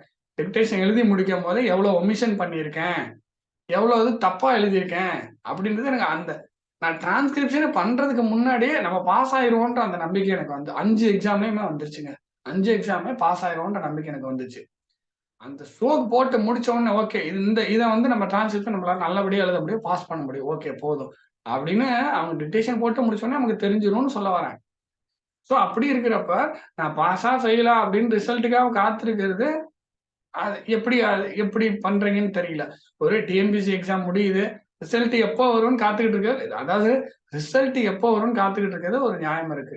பாஸா, ஃபெயிலான்றத தெரிஞ்சுக்கிறதுக்கு காத்துக்கிட்டு இருக்கிறது வந்து என்ன பொறுத்தவரைக்கும் சொல்றேங்க, அது நியாயம் இல்லாததுங்க. ஏன்னா உங்களுக்கே நீங்க நல்லா பெர்ஃபார்மன்ஸ் பண்ணியிருந்தீங்கன்னா, பாஸ் அப்படின்றது தெரிஞ்சிரணும்.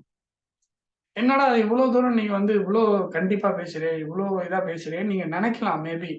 பட் நம்ம எப்படி பெர்ஃபார்மன்ஸ் பண்ணிட்டு வந்திருக்கோம், எப்படி எக்ஸாம் எழுதிட்டு வந்திருக்கோம் அப்படின்றது நமக்கு தெரியணும். தெரியிற அளவுக்கு நம்ம படிச்சிருக்கணும். ஒருவேளை நம்ம நல்லா பெர்ஃபார்மன்ஸ் பண்ணல, ஒழுங்கா படிக்கல, அந்த ஃபெயில் ஆகுறோம் அப்படின்னா, அந்த ஃபெயில் ஆகுறது கண்டிப்பா முன்னாடியே தெரிஞ்சிரும். எக்ஸாம் எழுதி முடிச்ச உடனே தெரிஞ்சிரும். இன்னும் சொல்லப்போனா அங்க டிக்டேஷன் வாசிச்சு முடிச்ச உடனே நீங்க ஸ்ட்ரோக் போட்டிருப்பீங்க. அந்த இடத்துலயே உங்களுக்கு தெரிஞ்சிரும். பாஸ் ஆயிரலாம், ஃபெயில் ஆயிரலாம் அப்படின்றது. ஓகே. நெறைய நம்ம வந்து பேசிட்டோம். இப்போ வந்து நம்ம டிக்டேஷன் வந்து நம்ம எழுதுவோம். 2016ல இருந்து நான் போடுறேன். ஓகேங்களா? 2016க்கு மேல உள்ள passage. English shorthand senior 2016க்கு மேல இருக்கக்கூடிய பேசேஜ் போடுறேன். திருப்பி நான் சொல்லிக்கிறேன். இந்த ஒரு 20 நாள், 25 நாள் இங்கிலீஷ் ஆர்ட் அண்ட் சீனியர் மிக, மிக, மிக கடுமையா பிராக்டிஸ் பண்ணுங்க. நீங்க டிஎன்பிசியா, ஷார்ட் அண்டான்னு கன்ஃப்யூஸ் ஆகிட்டு இருக்கீங்க. அதுவே பெரிய தப்பு. இன்னமும் கன்ஃப்யூஸ் ஆகிட்டே இருந்தா என்னதான் பண்றது? இப்ப ஒரு 2 நாளைக்கு முன்னாடி ஒரு ஸ்டூடண்ட் கேட்குறாங்க. Sir English shorthand senior படிக்கிறதா இல்ல வந்து டிஎன்பிசி படிக்கிறதான்னு எப்படி இந்த கொஸ்டின் வருதுன்னு எனக்கு புரிய மாட்டேங்குது. பேட்ச்ல இருக்கீங்க, அப்புறம் இங்கிலீஷ் ஷார்ட் அண்ட் சீனியர் படிக்கிறதா இல்ல வந்து டிஎன்பிசி படிக்கிறதான்னா என்ன கேள்வி? நீங்க எந்த பேட்ச்ல இருந்தாலும் சரி, நீங்க டிஎன்பிசி பேட்ச்ல இருந்தாலும் சரி, அல்லது வந்து இங்கிலீஷ் ஷார்ட் அண்ட் சீனியர், அதுவும் குறிப்பா இங்கிலீஷ் ஷார்ட் அண்ட் சீனியர் பேட்ச்ல மட்டும் இருக்கிறீங்க பாத்தீங்களா? அவங்க வந்து கேக்குறீங்க. 2 நாளைக்கு முன்னாடி ஒருத்தர் கேக்குறாரு. சார் இங்கிலீஷ் ஷார்ட் சீனியர் படிக்கிறதா டிஎன்பிசி படிக்கிறதான்ட்டு. எதனால நான் வந்து அவங்க மேல ஒரு விமர்சனத்த வைக்கிறேன்னா, அவரு டிஎன்பிசி குரூப்ல இல்ல. வெறும் இங்கிலீஷ் ஷார்ட் அண்ட் சீனியர் குரூப்ல மட்டும் தான் இருக்காரு. அப்புறம் எதுக்கு அவருக்கு அந்த கேள்வி வருதுன்றது தான் எனக்கு டவுட். இந்த வீடியோ மேபி அப்லோட் ஆனதுக்கு அப்புறம் அவரு பார்க்கலாம். அல்லது லைவ்ல கூட இருக்கலாம். புரியுதுங்களா? But English shorthand senior பேட்ச்ல மட்டும் தான் இருக்கும்போது, ஷார்ட் ஹேண்ட் படிக்கிறதா, டிஎன்பிசி படிக்கிறதா டவுட் வரக்கூடாது. யாருக்கு டவுட் வரணும்? இங்கிலீஷ் ஷார்ட் அண்ட் சீனியர்லயும் இருக்கேன். டிஎன்பிசிலயும் இருக்கேன். அப்படின்னா டவுட் வரலாம். இங்கிலீஷ் ஷார்ட் அண்ட் சீனியர் படிக்கிறதா, டிஎன்பிசி படிக்கிறதான்ற டவுட் 2 குரூப்ல இருக்கீங்கன்னா டவுட் வரலாம். ஒரு குரூப்ல மட்டும் இருக்கீங்கன்னா, அத மட்டும் தான் நீங்க படிக்கணும். பட் பொதுவா ஜெனரலா என்னோட ஒப்பீனியன் என்ன அப்படின்னா, English shorthand senior exam முடியிற வரைக்கும் technical examination English shorthand senior முடியிற வரைக்கும் இங்கிலீஷ் ஷார்ட் அண்ட் சீனியர் படிக்கணும். இத வந்து நான் 3 மாசமா சொல்லிட்டு இருக்கேங்க. 3 மாசமா சொல்லிட்டு இருக்கேன். நீங்க என்னோட ப்ரீவியஸ் வீடியோலாம் எடுத்து பாருங்க. ஒரு லைவ் வீடியோ அப்லோட் பண்ணிருப்பேன். அதையும் எடுத்து பாருங்க. ஒவ்வொரு வாரமும் சொல்லிட்டு இருக்கேன் லைவ்ல. இங்கிலீஷ் அட்டன் சீனியர் படிங்க. இங்கிலீஷ் அட்டன் சீனியர் எக்ஸாம் முடியட்டும். அதுக்கப்புறம் டிஎன்பிசி படிங்கன்ட்டு நான் ஒவ்வொரு வாரமும் ஒரு டைம் இல்ல 2, 3 டைம் சொல்லிடுறேன். இப்ப இந்த லைவ்லயே ஒரு 4, 5 டைம் சொல்லிட்டேன்னு நினைக்கிறேன். ஸோ இங்கிலீஷ் அட்டன் சீனியர் ரொம்ப முக்கியம். அது முடியட்டும். அது முடிஞ்சதுக்கு அப்புறம் டிஎன்பிசிக்கு படிங்க. ஏன்னா டிஎன்பிசிக்கு கொஞ்சம் டைம் அதிகமா தான் குடுத்துருக்காங்க. நோட்டிஃபிகேஷனுக்கும் எக்ஸாமுக்கும் 5 மாசம் குடுத்துருக்காங்க. நீங்க பிப்ரவரி மாசம் வரைக்கும் விட்டுட்டா கூட மார்ச், ஏப்ரல், மே, ஜூன் கிட்டத்தட்ட 4 மாசம் இருக்கு. கிட்டத்தட்ட கண்டிப்பா ஒரு 110 நாள், 120 நாள் கண்டிப்பா இருக்கும். ஸோ ஒண்ணும் பயப்பட தேவையில்ல. நமக்கு டிஎன்பிசி படிக்கிறதுக்கு டைம் இருக்கு. இங்கிலீஷ் அட்டன் சீனியர் படிக்கிறதுக்கு நம்ம டைம் இல்ல. ஒரு 20 நாள், 25 நாள் இங்கிலீஷ் அட்டன் சீனியர் கடுமையா வந்து பிராக்டிஸ் பண்ணுங்க. இதுதாங்க நான் கேட்டுக்கிறேன். ஆ ஆனா இங்கிலீஷ் அட்டன் சீனியரும் படிச்சுட்டு டிஎன்பிசியும் படிச்சுட்டு இருந்தீங்கன்னா, இங்கிலீஷ் அட்டன் சீனியர்ல போயிருச்சுன்னா, அவர் திருப்பி ஒரு 6 மாசம் உட்காரணும். நல்லா கவனிங்க. அடுத்த 6 மாசம். அதுலயும் வரக்கூடிய 6 மாசம் என்ன பண்ணிருவீங்க? இந்த பிப்ரவரி எக்ஸாம் முடிஞ்சோனே ரிசல்ட் பாஸோ, ஃபெயிலோ இங்கிலீஷ் அட்டெண்ட் சீனியர்ல ரிசல்ட் பாஸோ, ஃபெயிலோ அடுத்த 6 மாசத்துக்கு என்ன பண்ணிருவீங்க? ஷார்ட் ஹேண்டே தொட மாட்டீங்க. டிஎன்பிசிக்கு போயிருவீங்க. இதான் உண்மை. ஷார்ட் ஹேண்டே தொட மாட்டீங்க. ஃபுல்லா டிஎன்பிசிக்கு போயிருவீங்க. ஏன்னா அவங்க ஜூன் மாசம் தான் எக்ஸாம் இருக்காங்க. ஸோ அது வரைக்கும் நீங்க டிஎன்பிசி தான் படிச்சாகணும். சிச்சுவேஷனே அதுதான். புரியுதுங்களா? ஸோ அதுக்கப்புறம் நீங்க திருப்பி இங்கிலீஷ் அட்டெண்ட் சீனியர் எடுக்கும்போது வரும் பாருங்க ஒரு கோவம், வரும் பாருங்க ஒரு கடுப்பு. ஸ்பீடே போயிரும். நீங்க பிப்ரவரியில நீங்க எக்ஸாம் இங்கிலீஷ் அட்டெண்ட் சீனியர் எழுதுறீங்க. மார்ச், ஏப்ரல், மே, ஜூன் 4 மாசம் நீங்க ஷார்ட் ஹேண்டே தொடலன்னு வச்சுங்களேன், ஸ்பீடு 80 வேர்ட்ஸ் பெர் மினிட்ஸ் கீழ இறங்கிரும். அத விட கீழ போனாலும் ஆச்சரியப்படுறதுக்கு இல்ல. ஸ்ட்ரோக்கே மறந்துரும். நெறைய ஸ்ட்ரோக் மறந்துருங்க. நெறைய ஸ்ட்ரோக் மறந்துரும். அது ரன்னிங்ல இருந்தா மட்டும் தான் அது ஞாபகம் இருக்கும். ஸ்ட்ரோக்கே ஒரு சிலது கைக்கே வராம சுத்தமா மறந்துரும். ஸோ அதனால நான் என்ன சொல்ல வரேன்னா, எப்படியாவது படிச்சு முடிச்சு, இந்த பிப்ரவரிலயே பாஸ் ஆயிட்டீங்கன்னா, ஒரு வேலை முடிஞ்சுது. இல்ல அ நான் இப்ப வந்து டிஎன்பிசியும் படிப்பேன், சாட்டர்னும் படிப்பேன் அப்படின்னா, சாட்டர்ன்ல ரிசல்ட் வருமா இல்லையான்றது டவுட் தான். அதனால டெக்னிக்கல் எக்ஸாமினேஷன் வரைக்கும் ஷார்ட் படிச்சுட்டு, அதுக்கப்புறம் நீங்க டிஎன்பிசி படிக்கிறீங்க அப்படின்னா, இந்த ஷார்ட் பாஸ் பண்றதுக்கு அதிக வாய்ப்பு இருக்கு. இப்ப சிலர் வந்து என்ன பண்றாங்க அப்படின்னா, நம்ம ஸ்டூடண்ட்ஸ தான் சொல்றேன். நம்மளோட ஸ்டூடண்ட்ஸே சொல்றேன். யூடியூப் ஸ்டூடண்ட்ஸையும் சொல்றேன். அதே மாதிரி வெளி ஸ்டூடண்ட்ஸையும் சொல்றேன். ஓப்பனாவே சொல்றேன். கொஞ்ச நேரம் ஷார்ட் ஹேண்ட் படிக்கிறாங்க. கொஞ்ச நேரம் டிஎன்பிசி படிக்கிறாங்கங்க. ஆனா, ஷார்ட் ஹேண்டுக்கு அதிக நேரம் ஒதுக்கணும். அவங்க எப்படி எப்படி படிக்கிறாங்கன்னே தெரிய மாட்டேங்குது. 2யும் மேனேஜ் பண்ணி படிச்சுட்டு இருக்காங்க. அந்த மெத்தட் எப்படி ஒர்க் அவுட் ஆக போகுதுன்றது எனக்கு தெரியல. அதனால தான் நான் சொல்றேன். இப்ப பாஸ் ஆயிட்டீங்கன்னா இதோட முடிஞ்சுதுங்க. திருப்பி நீங்க ஷார்ட் ஹேண்ட் எடுக்க தேவையில்ல. ஸ்பீடு போனாலும் சரி, போலனாலும் சரி, நீங்க ஷார்ட் ஹேண்டே படிக்க தேவையில்ல அதுக்கப்புறம். அவ்வளோதான் போத் இயரும் முடிச்சுட்டு, அதுக்கப்புறம் நீங்க டிஎன்பிசி தான். நீங்க ஒருவேளை நீங்க ஷார்ட் ஹேண்டே பாதி மறந்துடுச்சு. நீங்க வேலைக்கு வேலைக்கு போறீங்கன்னு வச்சுக்கங்க. டிஎன்பிசி குரூப் 4ல செலக்ட் ஆகி ஒரு துறையில வேலைக்கு போறீங்கன்னா, அங்க வந்து திட்டலாம் மாட்டாங்க. மறந்துருச்சுன்னா, அத வந்து நீங்க கத்துக்கங்க, லேர்ன் பண்ணிக்கங்க அப்படிதான் சொல்லுவாங்க. புரியுதுங்களா? நல்லா கவனிச்சுக்கங்க. நீங்க மறந்துட்டீங்க டைப் ரைட்டிங் மறந்துறக்கூடாது. டைப் ரைட்டிங் மறந்தீங்கன்னா, அவங்க கண்டிப்பா டைப் பண்ண சொல்லுவாங்க. மறந்துட்டீங்கனாலும் அங்க போய் 1 வீக்ல நீங்க அதுவுமே ஒண்ணும் பிரச்சனை இல்ல. 1 வீக்ல நீங்க கத்துக்கலாம். சொல்லிக்கலாம். சார் ரொம்ப நாள் டைம் ஆயிருச்சு சார். மேடம் ரொம்ப நாள் டைம் ஆயிருச்சு. ரொம்ப நாளா வந்து நான் டைப் பண்ணல. ஷார்ட் ஹேண்டே எழுதல. அதனால மறந்துருச்சு, பாதி மறந்துருச்சு. நான் வந்து டைப் பண்ண ஒரு 1 வீக்ல நான் வந்து எனக்கு டைம் கூட கத்துக்கிறேன்னு சொன்னா, ஒண்ணும் சொல்ல மாட்டாங்க. ஒரு 4 திட்டு தானே வாங்கிட்டு போயிரலாம். அதெல்லாம் பிரச்சனை கிடையாது. ஆனா, நல்லா ஒரு விஷயம் புரிஞ்சுக்குங்க. நீங்க எக்ஸாம் எழுதுறீங்க. இந்த டைம் ஃபெயில் ஆயிட்டீங்கன்னா, அடுத்த டைம் நீங்க அத கொண்டு வரதுக்கு, அந்த ஸ்பீட கொண்டு வரதுக்கு படாத பாடு படணும். அது உங்களுக்கு புரியாது. பயங்கரமா பாடுபடணும். அதனால ஏன் இத நான் சொல்றேன்னா, எனக்கு இது நடந்திருக்கு. நான் வந்து இன்டர்மீடியேட் முடிச்சோனே எனக்கு என்ன ஆச்சுன்னா, இங்கிலீஷ் அண்ட் இன்டர்மீடியேட் படிச்சேங்க. இங்கிலீஷ் அண்ட் இன்டர்மீடியேட் முடிச்சோனே டிஎன்பிஎஸ்சி எக்ஸாம் வந்துச்சு. அப்ப நான் சொல்றேன் 2018ல சொல்றேன். புரியுதுங்களா? 2017, 18 அந்த டைம்ல சொல்லிட்டு இருக்கேன். நீங்க இன்டர்மீடியேட் முடிக்கிறேன். எனக்கு வந்து டிஎன்பிஎஸ்சி குரூப் 4 எக்ஸாம் வந்துச்சு. அதனால அப்ப என்ன பண்ணிட்டேன், ஒரு லேயர் ஒரு லேயர் வச்சு அப்ளை பண்ணி, அப்புறம் மார்க்லாம் வாங்கி டிஎன்பிஎஸ்சில மார்க்லாம் வாங்கி வேலைலாம் கிடைச்சிச்சு போயாச்சு. ஆனா நல்லா கவனிங்க. அந்த கரெக்ட்டா இன்டர் முடிக்கிறேன். டிஎன்பிஎஸ்சி குரூப் 4 எக்ஸாம் வருது. டிஎன்பிஎஸ்சி குரூப் 4 எக்ஸாமுக்கு அப்ளை பண்ணி அங்க போயிட்டேன். அதுக்கப்புறம் அந்த 6 மாசம் கேப் ஆயிடுச்சு. புரியுதுங்களா? அதுக்கப்புறம் இன்டர்ல இருந்து நான் சீனியர் கொண்டு வரணும். அதுக்கே படாத பாடுபட்டுட்டேன்னு சொல்ல வரேன். 100 words per minutes 110 words per minutes கையில வச்சிருந்தேன். 6 மாசம் கேப் ஆயிருச்சு. என்ன ஆயிருச்சுன்னா, கைக்கு 60 வார்த்தை 60 வேர்ட்ஸ் பெர் மினிட்ஸ் தான் கையில இருக்கு. எப்படி இருக்கும்னு யோசிச்சு பாருங்க. ஜூனியர் பேசேஜ் போட்டா எழுத முடியல. ஆனா நான் இன்டர் முடிச்சு வச்சிருந்தேன். என்ன சொல்றேன்றத தயவு செஞ்சு புரிஞ்சுக்கங்க. இன்டர்மீடியேட் முடிச்சு 110 வேர்ட்ஸ் பெர் மினிட்ஸ் கையில வச்சிருந்தேன். ஆனா ஒரு 6 மாசம் டிஎன்பிஎஸ்சி படிக்க போயிட்டு இங்க இங்கிலீஷ் அண்ட் சீனியர் எப்படியாவது முடிக்கணும்னு சொல்லிட்டு வந்தேன். அது முடிச்சிருக்கல அப்படின்னாலும் வேலைக்கு போயிட்டேன் பிரச்சனை இல்லை. பட் அதை முடிச்சே ஆகணும். ஏதோ ஒன்னுக்கு யூஸ் ஆகும்ட்டு அதை முடிச்சாகணும்னு சொல்லிட்டு டிஎன்பிஎஸ்சி எக்ஸாம் முடிஞ்சாலும் இங்க வரேன். ஜூனியர் ஸ்பீடு போடுறேன், எழுத முடியல. புரியுதுங்களா? அதுக்கப்புறம் நான் ஒரு கடுமையான ஒரு போராட்டத்துக்கு பிறகுதான் அந்த 60 வேர்ட்ஸ் பெர் மினிட்ஸ் கைக்கு வந்துச்சு. அதை 120 கொண்டு வரணும் எப்படின்னு யோசிச்சு பாருங்க. அதனாலதான் நான் சொல்றது என்ன, டச் இல்லாம போயிடுச்சுன்னா ஷார்ட் அவ்வளவு பாடு பண்ணணும். பாருங்க லைவ்ல எவ்வளவு நேரம் வந்து நம்ம பேச வேண்டிய கிட்டத்தட்ட 1 hour ஆக போகுது. ஸோ நீங்க ஒன்ஸ் இந்த எக்ஸாம் ஒரு 6 மாசம் 5 மாசம் கேப் ஆயிடுச்சுன்னா அது கொண்டு வர்றது இவ்வளோ ஒரு கடினங்க. டச்லயே இருந்துகிட்டே இருக்கணும்.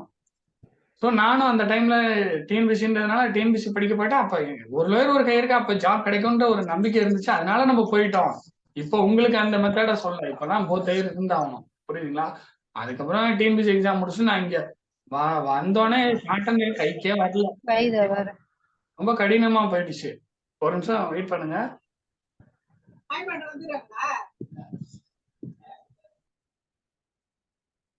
அதான் அதுக்கப்புறம் வந்து ரொம்ப கடினமாயிருச்சு. அதை கொண்டு வர்றதுக்கு ரொம்ப பாடுபடணும். அதனாலதான் நான் திருப்பி திருப்பி ஏன் இந்த லைவ்ல ஏன் இவ்வளவு நேரம் நான் கதை அடிச்சுட்டு இருக்கேன் அப்படின்னா, நல்லா கவனிச்சுக்கங்க. இந்த டைம் பாஸ் பண்ணிட்டு போயிட்டீங்கன்னா ஷார்ட் அண்ட் புக்கை தூக்கி ஓரமா வச்சிடலாம். அதுக்காக சொல்லிட்டு இருக்கேன். அதுக்கப்புறம் டிஎன்பிசி அதுக்கப்புறம் நீங்க கேப் எடுத்து உங்களுக்கு கையில ஸ்ட்ரோக் சரியா வரல, வேலைக்கு போனதுக்கு அப்புறம் ஒன்றும் பிரச்சனை இல்லை. அந்த அந்த நேரத்துல போயிட்டு நீங்க சமாளிக்க முடியும். சமாளிக்க முடியுமே நம்ம சொல்லிக்கலாம். ஒரு வாரம் டைம் கொடுங்கன்னு சொல்லி நம்ம டைப் ரைட்டிங் வந்து அப்புறம் லேர்ன் பண்ணிக்கலாம். டைப்பிங்க்கு சொல்றேன். டைப்பிங்க்கு இங்கிலீஷ் பிரச்சனை, தமிழுக்கு வந்து நீங்க அதுக்கப்புறம் 1 வீக் நீங்க டைப் பண்ணி பார்த்து லேர்ன் பண்ணிக்கலாம். ஒன்றும் பிரச்சனை இல்லை. ஷார்ட் ஹேண்ட் மோஸ்ட்லி சொல்றேன். மோஸ்ட்லி ஷார்ட் ஹேண்ட் நீங்க எழுதுற மாதிரி வராது. நான் வந்து ஒரே ஒரு நாள் தான் நான் ஷார்ட் ஹேண்ட் எழுதுனேங்க வேலைக்கு வந்து. அதுவும் அது தெரியாம எழுதிட்டேன். நோட்ஸ் எடுக்கணும்னாங்க போய் ஷார்ட் ஹேண்ட் எழுதிட்டேன். ஃபர்ஸ்ட் ஒரு 1 வீக்ல.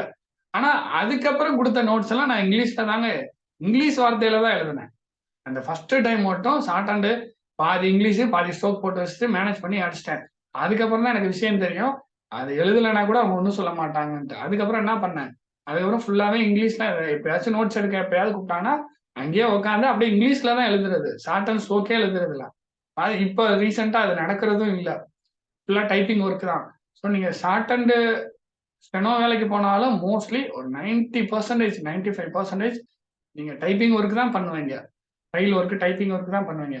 கோர்ட்ல மட்டும் நீங்க ஷார்ட் ஹேண்ட் எழுதுற மாதிரி வரும். அங்க போயிட்டு நீங்க ஃபுல்லா கத்துக்கிற மாதிரி வரும். உங்களுக்கு ஸ்பீடே பிக்கப் ஆகாம இருந்தாலும் சரி, ஷார்ட் ஹேண்டே மறந்தாலும் சரி, நீங்க திருப்பி போய் அங்க கோர்ட்டுக்கு போயிட்டீங்கன்னா அங்க கத்துக்கிட்டு தான் ஆகணும். என்னடா இது வேலைக்கு போறதுக்கு முன்னாடி இப்படி பயமுறுத்துறியே நீங்க கேட்கலாம், நினைக்கலாம். கண்டிப்பா கோர்ட்டுக்கு நீங்க போனீங்க அப்படின்னா கண்டிப்பா ஷார்ட் ஹேண்ட் எழுதியே ஆகணும். டைப்பிங் நல்லா ஸ்பீடா அடிச்சே ஆகணும். புரியுதுங்களா? ஷார்ட் ஹேண்ட் கண்டிப்பா கோர்ட்டுக்கு போனீங்கன்னா எழுதிதாங்க ஆகணும். ஸோ எதுக்கு இதை சொல்றேன் அப்படின்னா, நல்லா கவனிச்சுக்கங்க. நீங்க போத் இயர் வச்சுட்டு நல்ல ஒரு ரேங்க்ல ஒரு ஒரு ஒரு மீடியமான டிபார்ட்மெண்ட்டுக்காவது நீங்க போயிடணும். இறுதி நிலையில இருக்கக்கூடிய டிபார்ட்மெண்ட்டுக்கு போனீங்க அப்படின்னா கொஞ்சம் கடினமா மாறிடும் வாழ்க்கை. என்கிட்டயே நிறைய பேர் இந்த முறை ஒரு சில டிபார்ட்மெண்ட்டுக்கு உங்களுக்கே தெரியும் எந்த எந்த டிபார்ட்மெண்ட்டை சொல்ல வரேன்ட்டு. அந்த டிபார்ட்மெண்ட்டுக்குலாம் போனவங்க ரிசைனே பண்ணிட்டாங்க. என்கிட்டயே வந்து கேட்டு என்ன ரிசைன் பண்ற ப்ரொசீஜர் என்கிட்டயே கேட்டு ரிசைனே பண்ணிட்டாங்க. முடியல அவங்களால. நிறைய பேர் என்ன ஒண்ணு ஒரு விஷயம் தவறுதலா நம்ம புரிஞ்சுக்குவோம் அப்படின்னா, வே அதாவது வேலையே இல்லாம இருக்கிறதுக்கு ஏதோ ஒரு துறையில வேலையில இருக்கிறது பெட்டர்ன்னு நினைப்பீங்க. அப்படிதான் எல்லாருமே நினைக்கிறீங்க. அப்படிதான் சொல்றீங்க. புரியுதுங்களா? அப்படிதான் நினைப்போம். ஆனா அப்படி கிடையாதுங்க. வேலையே இல்லாம இருந்துரலாம் ஒரு சில டிபார்ட்மெண்ட்ல வேலை செய்றதுக்கு. சோ இந்த மாதிரிலாம் இருக்கு. நீங்க இப்ப கூட நினைப்பீங்க, என்னடா அவன் கிறுக்கன் மாதிரி பேசிட்டு இருக்கான். வேலையே இல்லாம இருக்கிறதுக்கு ஏதோ ஒரு டிபார்ட்மெண்ட்ல போய் வேலை பார்த்துடலாம்லன்னு நீங்க நினைக்கலாம். இப்படி சொன்னவங்களே என்கிட்ட நல்லா கவனிங்க. சார் என்ன சார் இப்படி பேசிட்டு இருக்கீங்க? வேலையே இல்லாம இருக்கிறதுக்கு நான் அந்த துறையில வேலையில இருந்துட்டு போறேனா சார்? போங்க சார் நான் கடைசி இறுதி நிலையில இருக்கேன் சார். எனக்கு வேலை கிடைச்சா போதும் சார். ஏதோ ஒரு டிபார்ட்மெண்ட் சார் வேலை கிடைச்சா போதும் சார்ன்னு சொன்ன அதே நபர் போன மாதம் என்னால ஒர்க் பண்ண முடியல. ரிசைன் பண்ற ப்ராசஸ் சொல்லுங்கன்னு சொல்லிட்டு, நான் ரிசைன் பண்ற ப்ராசஸ் சொல்றேன். ரிசைன் பண்ணிட்டாங்க. ரிசைன் பண்றதுலயும் சிக்கலு. அதுக்கும் என்ன பண்றதுன்னு சொல்லிட்டு, அவங்களுக்கு அதுக்கும் நம்ம ஐடியா குடுக்க வேண்டியதா போயிருச்சு. ரிசைன் பண்ணா ரிசைனிங் லெட்டர கிழிச்சு போட்டாங்களாம். எப்படி இருக்கும் யோசிச்சு பாருங்க. ரிசைன் பண்ணா நீங்க ரிசைன் பண்றேன்னு குடுக்குறீங்க. ரிசைன் பண்ற லெட்டர கிழிச்சு போட்டாங்களாம். ஸோ அதுக்கப்புறம் நான் என்ன சொன்னேன், அதுக்கப்புறம் அவங்களுக்கு ஐடியா குடுத்து, அதுக்கப்புறம் நான் சொன்ன மெத்தட்ல அப்புறம் ரிசைன் லெட்டர் நான் சொன்ன மாரி அவங்க அதுக்கப்புறம் பண்ணாங்க. அப்புறம் அவ்வளோதான் முடிஞ்சிருச்சு. இப்ப எதுக்காக அத சொல்றேன்னா, நீங்க நினைப்பீங்க இப்ப நினைப்பீங்க வேலையே இல்லாம இருக்கிறதுக்கு, ஓகே. நான் வந்து ஏதோ ஒரு துறையில வேலை கிடைச்சா போதும்னு நினைப்பீங்க. ஆனா ஒரு ஒரு பர்ட்டிகுலர் துறை மட்டும் நீங்க ஒர்க் பண்றது கண்டிப்பா முடியவே முடியாதுங்க. இதுவரைக்கும் எ நான் ஓப்பனா சொல்றேங்க. 12 பேரு இந்த டைம் வேலைக்கு போனவங்க 12 பேர் என்கிட்ட ஐடியா கேட்டு 11 பேர் ரிசைன் பண்ணிட்டாங்க. ஒருத்தர் மட்டும் வேற வழியே இல்லாம காசு பிரச்சனைன்னு சொல்லிட்டு ஒருத்தர் மட்டும் வேலையில இருக்காரு. 12 பேர் என்கிட்ட ஐடியா கேட்டு 11 பேர் ரிசைன் பண்ணிட்டாங்க. என்னடா அதுக்கு என்னடா அது கணக்கு கரெக்ட்டா வச்சிருக்கேன்னு. கண்டிப்பா கணக்கு கரெக்ட்டா வச்சிருக்கேங்க. 12 பேருங்க. 11 பேர் வந்து ரிசைன் பண்ணிட்டாங்க. இன்னும் ஒருத்தர் மட்டும் வேற வழி இல்ல அவருக்கு வேற சிச்சுவேஷன் இல்ல. மேரேஜ் பண்ணி ஆவணும். ஆ காசும் வருமானமும் வந்தாகணும். வேற வழி இல்லாம அந்த டிபார்ட்மெண்ட்ல இருக்காப்ல. ஆனா 11 பேர் ரிசைன் பண்ணிட்டாங்க. வேலையே பார்க்க முடியாத அளவுக்கு சிச்சுவேஷன் இருக்கும். இதெல்லாம் ஏன் இப்பவே சொல்லி பயன்படுத்துறேன்னா, மார்க் நீங்க நல்லா வாங்கணும். அப்பதான் ஒரு மிடில் லெவல் டிபார்ட்மெண்ட்டுக்காவது போய் உட்காரணும். மார்க் நீங்க நல்லா வாங்கி ஆகணும். சீனியர் முடிச்சிரணும். புரியுதுங்களா? என்ன கேட்டா, அந்த ஒரு பர்ட்டிகுலர் துறை கிடைக்கிறதுக்கு நீங்க அது சப்போஸ் எடுத்துட்டீங்க, தெரியாம எடுத்துட்டீங்கன்னா கூட வேலைக்கே போகாம விட்டுட்டு அடுத்த குரூப் 4க்கு படிச்சுட்டு இருக்க வேண்டியதுதான். அங்க போய் நிம்மதியும் இருக்காது. அடுத்த எக்ஸாம்க்கு படிக்கவும் முடியாது. அலோவும் பண்ண மாட்டாங்க. நீங்க ரிசைன் பண்ற மாரி வரும். ஸோ இதெல்லாம் ஏன் இப்பவே சொல்றேன். இங்கிலீஷ் அட்டெண்ட் சீனியர் இருக்கு. இன்னும் அடுத்த டிஎன்பிசி எக்ஸாம் இருக்கே சார் அப்படின்னு நீங்க நினைக்கலாம். ஏன் முன்னாடியே சொல்றேன்னா, இங்கிலீஷ் அட்டெண்ட் சீனியர் முக்கியம். அத நீங்க பாஸ் பண்ணி வச்சுக்கிட்டீங்க அப்படின்னா, இந்த குரூப் 4 இல்லனாலும், அடுத்த குரூப் 4ல நீங்க நல்ல டிபார்ட்மெண்ட் சூஸ் பண்ணிக்கணும். அதுக்கு நீங்க நெறைய மார்க் வாங்கணும். நீங்க இன்னொன்னு கூட நினைக்கலாம்.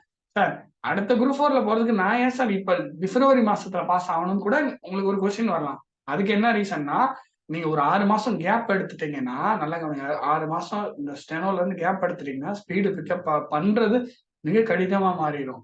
அதுக்கப்புறம் ஒவ்வொரு டைமும் உங்களுக்கு கடினமா மாறும். நீங்க ஃபெயில் ஆகுறீங்க அப்படின்னா, அடுத்த டைமும் கடினமா இருக்கும்.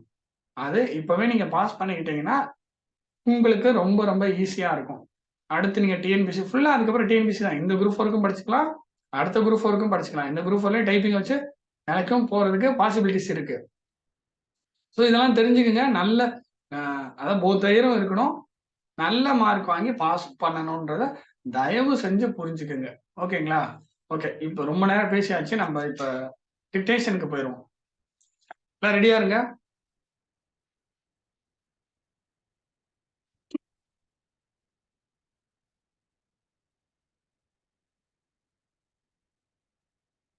எல்லாம் ரெடியா இருங்க. ஒரே நிமிஷம் தான் டிக்டேஷன் நம்ம ஸ்டார்ட் பண்ணிருவோம்.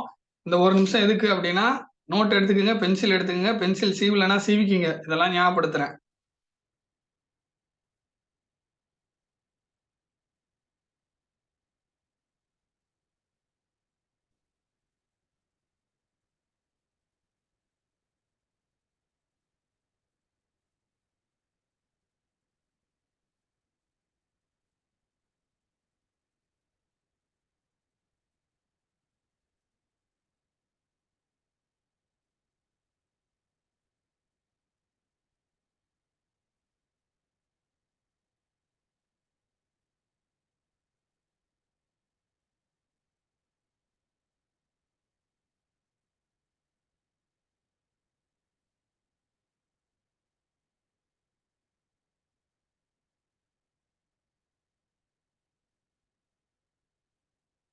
எல்லாம் ரெடியா இருங்க.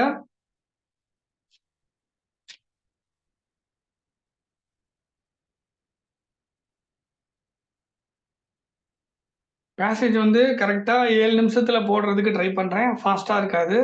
7 நிமிஷத்துல போடுறதுக்கு ட்ரை பண்றேன். எழுத முடியுதா அப்படின்றத பாருங்க.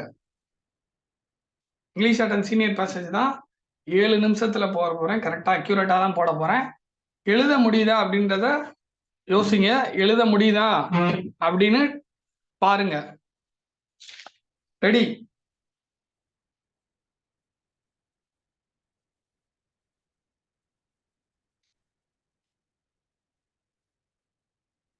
English and senior February 2016 February 2016 5 seconds 4 seconds 3 seconds 2 seconds 1 second start. Mr. Speaker sir, I wish to congratulate the Honorable Finance Minister on his bold step in coming forward with taxation proposals for the purpose of improving the financial position of the state. At the same time, I must also express my view in respect of certain taxation proposals with which I do not agree. The Honorable Finance Minister himself has expressed his opinion on the floor of the House that he was prepared to become unpopular by improving certain new taxes for the benefit of the people of the state. I am happy that he is willing to drop from taxation some of the articles which are the basic necessities. Wait பண்ணுங்க. Sorry junior book எடுத்துக்கிட்டேன். Wait பண்ணுங்க. Speed கொஞ்சம் ஸ்லோவா இருக்கு. அப்படியே அப்பவே நினைச்சேன்.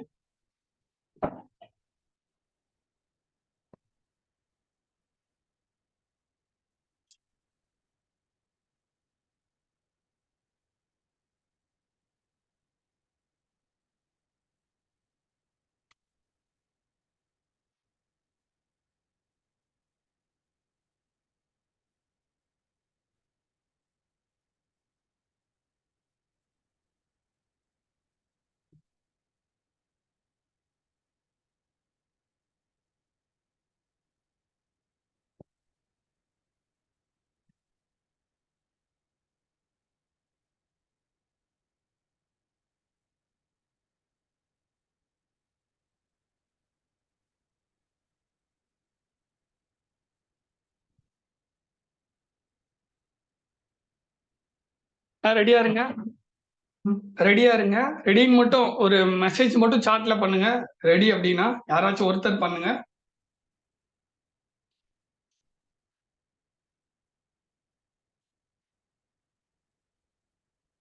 Okay, thank you. எல்லாம் ரெடியா இருங்க. இங்கிலீஷ் அண்ட் சீனியர் பிப்ரவரி 2016 ரெடியா இருங்க.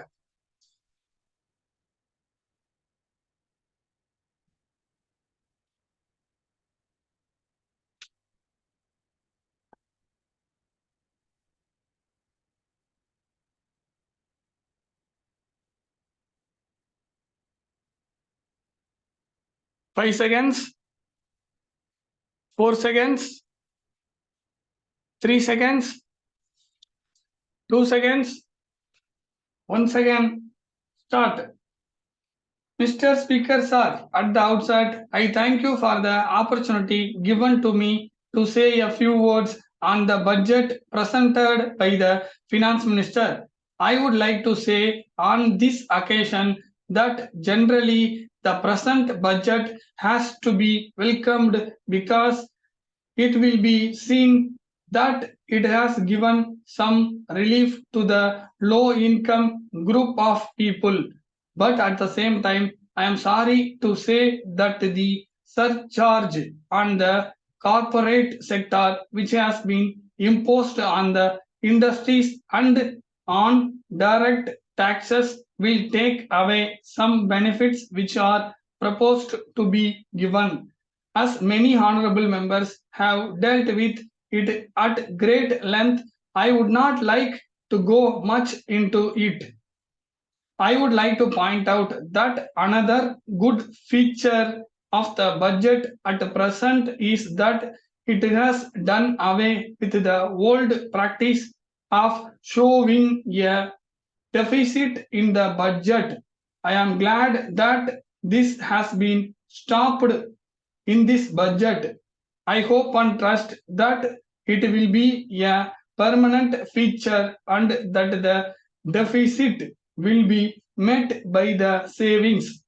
I am sure there will be savings because we have seen that generally the government underestimate the income at the beginning, and by the end of the year when we have the revised estimates, there is a surplus which covers the deficit.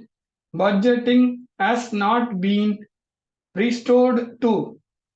In this context, I would have been happy if there had been some sort of control on the civil expenditure, because we find that in the last 3 5-year plans it has been going up year after year. Unless we take steps to curb it at a point of time, it will take away a large part of our revenue. I am very happy that the finance minister has given some reliefs, but from the way in which he came to office, he did not have time to formulate his own ideas. On account of this, I think that he has tried to take away some concessions which had been given by the previous minister. In this connection, I would like to draw the attention of the House to one thing. It may be remembered that a year ago, when he announced his taxation proposals, he was saying that there would not be any surcharge on personal income tax. But it is unfortunate that within a year, the new finance minister has given up this principle, and that we have now a surcharge on direct taxes. There is another happy feature that the finance minister has introduced. We are happy that he has abolished the expenditure tax. I am glad that it has been done away with. But I would like to recall that in the past we had seen what it had been once removed, but it was reintroduced by some other finance minister. I hope that such a thing will not happen in future, and that the present finance minister will not reintroduce it. There are two other points which were dealt with by my honorable friend.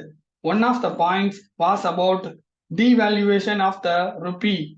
We find from the papers that there is much talk about it. Some say that it will be worth while to devalue the rupee, but there are others who say that it will not be in general interest when we have to import a lot of things and when we have to pay for them. I fully agree with what my honorable friend said in this connection. Letter from the Secretary Murali and Company, Patna, to the Indian Publicity Bureau, New Delhi. Dear sirs, the company has decided to launch an advertising campaign throughout the country for a period of 3 months with effect from 1st July next. It has been proposed to spend about rupees 50,000 for this purpose. It has been decided that the advertisements should be made preliminary in the principal national dailies and in important state newspapers.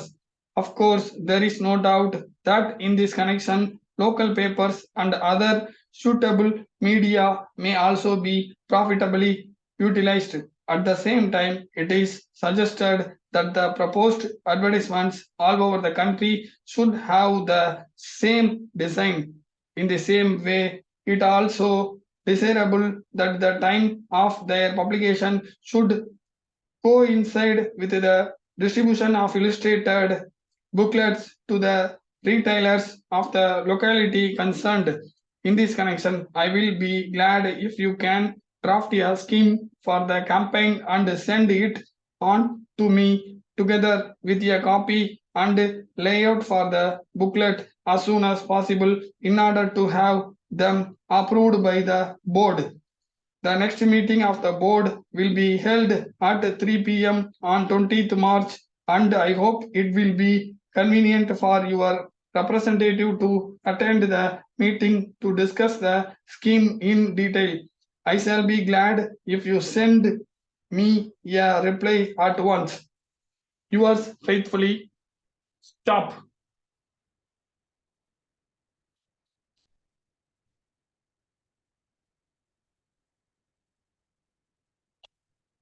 இந்த passage வந்து பாத்தீங்கன்னா கரெக்டா accurate 7 நிமிஷத்துல போட்டிருக்கேன். எழுத முடியுதா அப்படின்றத நீங்க பாருங்க. எவ்வளவு தூரம் எழுதியிருக்கீங்க, எப்படி மிஸ்டேக் பண்ணியிருக்கீங்க, எவ்வளவு ஃபர்ஸ்ட் இதுல நீங்க பார்க்க வேண்டியது என்ன அப்படின்னா, இப்ப நீங்க டிக்டேஷன் எழுதிட்டு இருக்கும்போது எ- எவ்வளவு வேர்ட்ஸ் வந்து ஒமிஷன் ஆயிருக்கு அப்படின்றத நீங்க பார்க்கணும். எவ்வளவு வேர்ட்ஸ் வந்து ஒமிஷன் ஆயிருக்கு அதை நீங்க பார்க்கணும். நீங்க எழுதிட்டு இருக்கும் போதே ஓரளவுக்கு உங்களுக்கு தெரிஞ்சிருக்கும். ஒரு 10 வார்த்தை, ஒரு தோராயமா ஒரு 10 வார்த்தையோ அல்லது 15 வார்த்தையோ அல்லது 20 வார்த்தையோ மேபி ஒமிஷன் ஆயிருக்கலாம். இன்னும் ஒரு 20 டேஸ் இருக்கு, ஒரு 25 டேஸ் கிட்ட நீங்க நல்லா ஒர்க் அவுட் பண்ணுங்க. பாஸ் பண்றதுக்கு அதிகமான பாசிபிலிட்டிஸ் இருக்கு. சார் ரொம்ப அதிகமா மிஸ் ஆகுது சார், 40-50 வார்த்தை மிஸ் ஆகுது சார் அப்படின்னா நீங்க எக்ஸாம் வரைக்கும் ட்ரை பண்ணி பார்க்கணும். வேற என்ன பண்றது? இப்ப அடுத்த பேசேஜுக்கு ரெடியா இருங்க. பென்சில் வந்து சீவிக்கலாம். அடுத்த பேசேஜுக்கு ரெடியா இருங்க.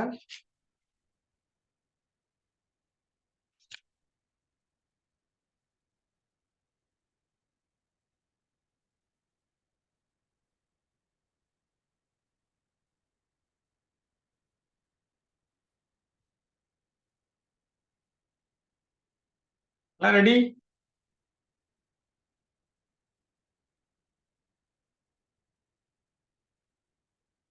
ரெடியா இருங்க. English shorthand senior, August 2016. August 2016.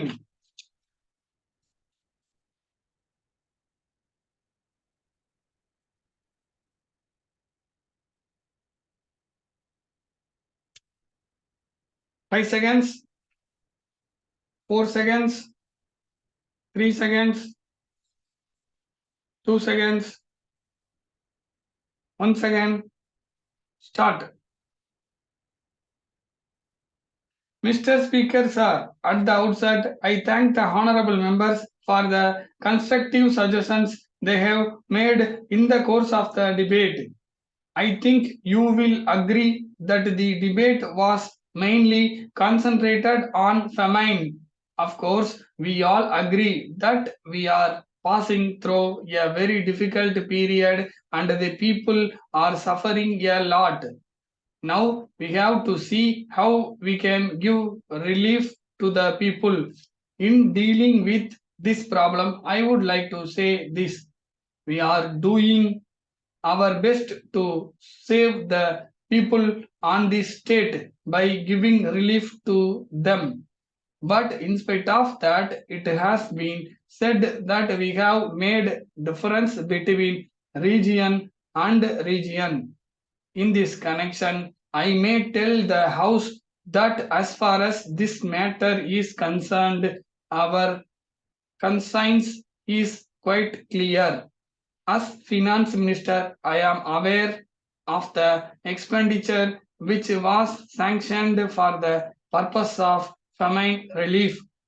Those who think that we have not gone far to give more relief have not understood the magnitude of the problem and the resources available to the government to meet the famine conditions. Honorable members think that we have got enough resources to meet the problem of this size. It is not true. That is why the Chief Minister told the House yesterday that this was an unprecedented famine. It is not as if we are going through normal times. We are passing through abnormal times. There was drought during the last 6 years. To that extent, the resources of the government have been affected.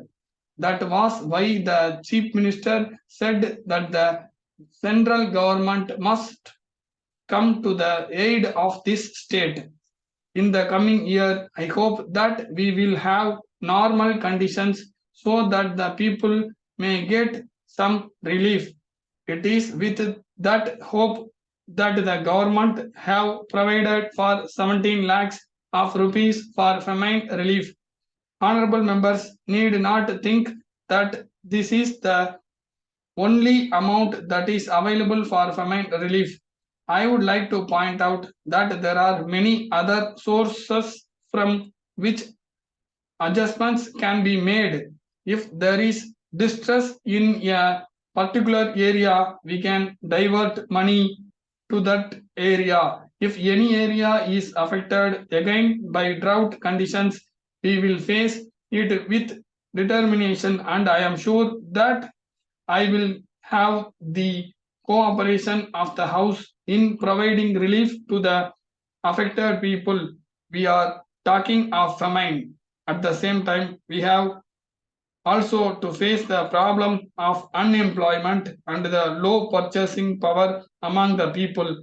In my opinion, this is due to the fact that the majority of our people are engaged in agriculture, and agriculture depends upon a fair monsoon. If there is failure of monsoon, to that extent production goes down. So when there has been failure of monsoon for 6 years, the purchasing power of the people goes down. There is nothing surprising about it. The leader of the opposition seems to think that if we give 75% of the produce to the tenant, it will lead to increased production. But I would like to point out that we are mostly a state of peasant properties. In spite of that, production is going down. As a matter of fact, production has gone down throughout the country. If that is so, it is due to failure of rains.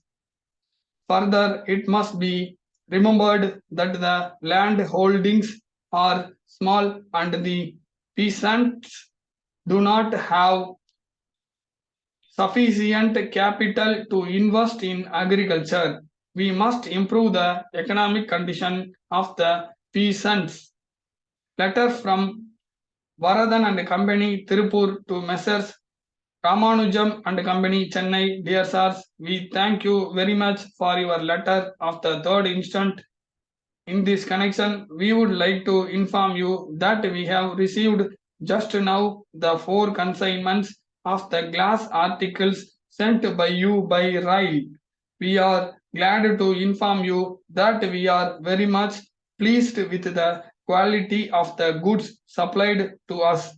At the same time, we regret to inform you that one of these consignments have been damaged so much that they have become useless. But we wish to tell you that the damage has not been due to any mistake on your part. It is clear to us that the damage has occurred during transit by rail. We have seen that the railway authorities have not taken sufficient care in handling the goods. It seems to us that some heavy goods were placed above these consignments. As a result, the goods have been damaged. We have supported the matter to the railway authorities. We enclose a copy of your letter of complaint lodged with the railway authorities so that you may pursue the matter with them and claim damages. Apart from that, according to the terms and conditions of the contract of sale entered into by us, we shall be glad if you make necessary arrangements to send goods to replace the damaged articles. Yours faithfully. Stop.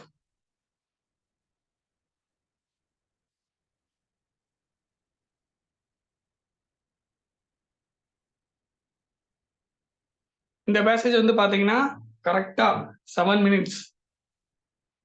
இந்த passage கரெக்டா 7 minutesல போட்ட passage. இப்ப எல்லாரும் அடுத்த பேசேஜுக்கு ரெடியா இருங்க. அடுத்த passage வந்து பிப்ரவரி 2017 போட போறேன். ஒரு 2 minutesல நம்ம ஸ்டார்ட் பண்ணிடுவோம். ஒரு 2 minutes ரெஸ்ட் எடுத்துக்கோங்க. பேசேஜை போய் பார்க்கறதுனால பார்த்துக்கலாம், ஒன்றும் தப்பு இல்லை. பிப்ரவரி 2017 போட போறேன். ரெடியா இருங்க.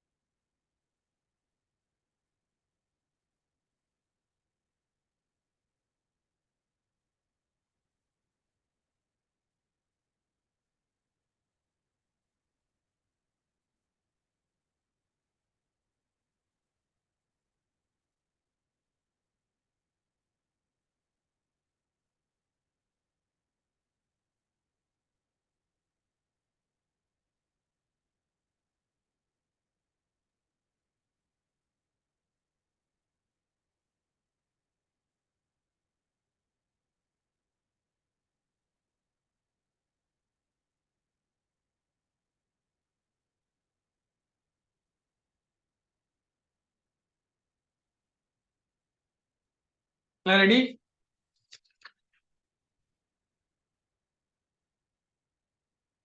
February 2017, English Attempt Senior. 5 seconds, 4 seconds, 3 seconds, 2 seconds, 1 second, start. Mr. Deputy Speaker, sir, I thank you for giving me an opportunity to say a few words on the motion regarding the food situation in the country. As we know, food is a very important subject. Unless we pay necessary attention to this problem, in spite of the progress that we may make in other fields, it will take many years for us to tackle the food problem effectively. I am sorry to say that at the beginning, our government paid more attention to industrial development. It was only after there was a shortage of food and droughts occurred that we realized the necessity to increase food production in the country.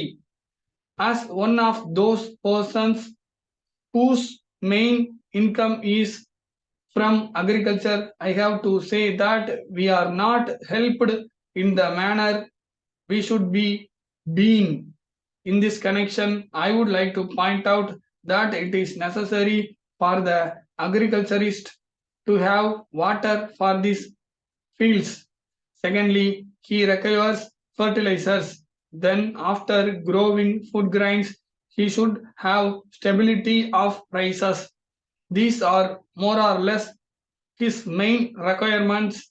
As a matter of fact, we are not able to irrigate our fields. I would like to draw the attention of the House to fact that even though I live on the banks of a river, I am not be able to draw water from it. I have to depend upon rains for watering my fields. As long as this situation continues, I do not think that we shall be able to solve the problem for a long time to come, unless and until we gear up our irrigation projects to fulfill the promises that we have made to the agriculturists. I think there is no future for the country on this front. I may bring to the notice of the House that as it is today, the agriculturists in my state grow more of cash crops. This is the state of affairs in one of our progressive states. Many other states want to increase the production of food grains, but for lack of water, they are not able to do so. We must realize that water is a must for every field, and unless that is attended to, any amount of appeals here or outside will not work. The second necessity of an agriculturist is fertilizer. So far as this is concerned, I have to point out that it is met only a small way. There is only a very few fertilizers factories in the country and they have just begun to operate. Then I would like to bring to the notice of the House that the greatest demand of the farmer after he grows food grains is a fair price for his produce. We are aware that we have organizations of industrial workers and others. We have political organizations also. But at the same time, in this country, there is no organization for farmers. The fact of the matter is that their condition has not improved to the extent we want it in this country.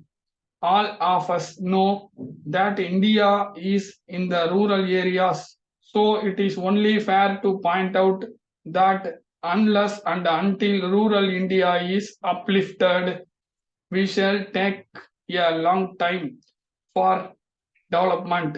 So I would submit that all the political parties, if they want the rural areas to improve, should see that there are strong organizations of farmers.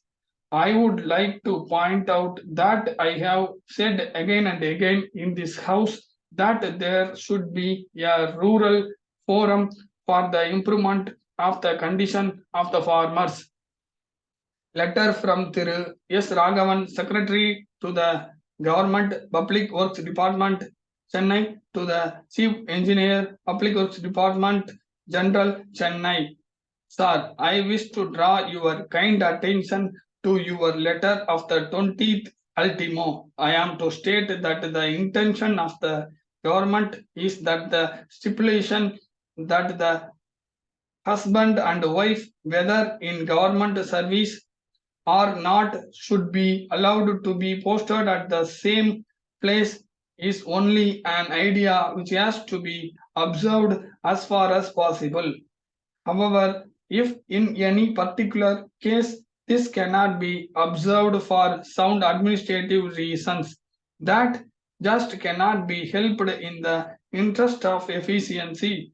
So, in cases as in the Public Works Department, where it has been ordered that officers should not be retained in a station for more than 3 years for purposes of administrative efficiency, it does not mean that an officer shall not be transferred out of the station where he works at present even after he completes his period of service of 3 years merely because his wife is employed in that station.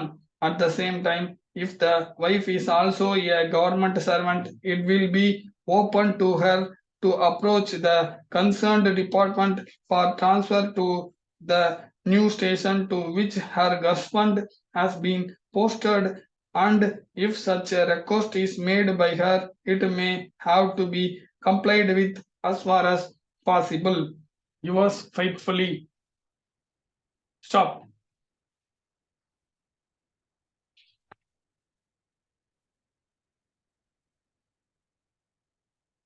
இந்த passage வந்து பாத்தீங்கன்னா கரெக்டா 7 நிமிஷத்துல போட்டது. எல்லாமே 7 நிமிஷத்துல போட்ட passage தான். நீங்க எப்படி எழுதியிருக்கீங்க அப்படின்றத நீங்க தான் முடிவு பண்ணணும். எப்படி எழுதியிருக்கீங்க, எப்படி ஒமிஷன் இல்லாம எழுதிருக்கீங்களா, இல்ல ஒமிஷனோட எழுதிருக்கீங்களா, இதை வந்து நீங்க வந்து செக் பண்ணிக்கணும். ஏன்னா ரொம்ப முக்கியம். 7 நிமிஷத்துல உங்களால எழுத முடியுதா அப்படின்றத நீங்க தெரிஞ்சுக்கணும் ஃபர்ஸ்ட். புரியுதுங்களா? ஏன் அப்படின்னா உங்களால 7 நிமிஷத்துல எழுத முடிஞ்சாதான் அடுத்தடுத்து நீங்க என்ன பண்ண முடியும், 6.25 நிமிஷத்துக்கு 6.5 நிமிஷத்துக்கு நீங்க போக முடியும். புரியுதுங்களா? ஸோ அதனால என்ன சொல்றேன்னா 7 நிமிஷத்துல உங்களால எழுத முடிஞ்சிச்சுன்னா, இப்போ அதாவது என்ன சொல்ல வரேன்னா, ஒரு 20 வேர்ட்ஸ் வந்து ஒமிஷன் பண்ணியிருக்கீங்கன்னு வச்சுக்கோங்க. ஃபார் எக்ஸாம்பிள் ஒரு 10ல இருந்து 20 வார்த்தை அல்லது 1ல இருந்து 20 வார்த்தைகள். ஓகேங்களா? ஒரு வார்த்தையோ அல்லது 20 வார்த்தையோ 10 வார்த்தையோ ஒமிஷன் பண்ணியிருக்கீங்க அப்படின்னா, நீங்க என்ன பண்ணலாம், அடுத்து மூவ் பண்ணிக்கலாம். ஒரு 6.25 நிமிஷத்துக்கு எழுதுற மாதிரி மூவ் பண்ணிக்கலாம். 30, 40 ஒமிஷன் ஆகுதுன்னா, நீங்க 6.25 நிமிஷம் போய் வேஸ்ட் தான். நீங்க 7 நிமிஷத்துல தான் எழுதி ஆகணும். 7 நிமிஷத்துல ஃபர்ஸ்ட் உங்களுக்கு ஓரளவுக்கு வரணும். 20 ஒமிஷனுக்குள்ள உங்களுக்கு வருது அப்படின்னா, 7 நிமிஷத்தை விட கம்மியா 6.25 நிமிஷத்துக்கு நீங்க எழுதி ட்ரை பண்ணுங்க. இப்ப நீங்க எழுதியிருப்பீங்க. புரியுதுங்களா? இப்ப எழுதியிருப்பீங்க. ஆ ஓரளவுக்கு எழுதிட்டீங்கன்னா, அடுத்து ட்ரை பண்ணுங்க. அடுத்து வந்து 6.25 நிமிஷம், 6.5 நிமிஷம் வரைக்கும் ட்ரை பண்ணலாம். புரியுதுங்களா? நல்லா நீங்க எழுதுனீங்கன்னா தான் அடுத்தடுத்து நீங்க போணும். புரியுதுங்களா? நீங்க சரியா உங்களுக்கு ஸ்ட்ரோக் வராம அடுத்தடுத்து போனீங்கன்னா, என்ன பிரச்சனை வரும்ன்றத நான் சொல்லிடுறேன். உங்களுக்கு 40 வார்த்தை, 50 வார்த்தை இப்ப நான் போட்ட டிக்டேஷன்ல ஒமிஷன் ஆயிருக்குன்னா, நீங்க அடுத்த லெவல் 6.25 நிமிஷத்துக்கு நீங்க எழுத போறீங்க. இன்னும் கொஞ்சம் ஸ்பீடா எழுதுனீங்கன்னா, உங்களோட ஸ்ட்ரோக் என்ன ஆகும்? உங்களுக்கே புரியாம போகும். புரியுதுங்களா? வேக வேகமா ஓடுவீங்க. இதனால என்ன ஆகும்? உங்களோட ஸ்ட்ரோக்கு ஸ்கிரிபிள் ஆகும். உங்க ஸ்ட்ரோக் வந்து வளைவு நெளிவு கொஞ்சம் அதிகமா ஆயிரும். அந்த சரியான வடிவத்துல அந்த ஸ்ட்ரோக் இருக்காது. அதனால என்ன ஆகும்? உங்களால புரிஞ்சுக்க முடியாது. புரிஞ்சுக்க முடியாம போயிரும். இது என்ன இந்த பழக்கம் வந்து அப்படியே கன்டினியூவா வரப்ப, உங்களால ஸ்ட்ரோக்கு தெளிவா போட முடியாது. ஃபர்ஸ்ட் வந்து என்ன பண்ணணும்? தெளிவா நல்லா ஸ்ட்ரோக் போட கத்துக்கணும். புரியுதுங்களா?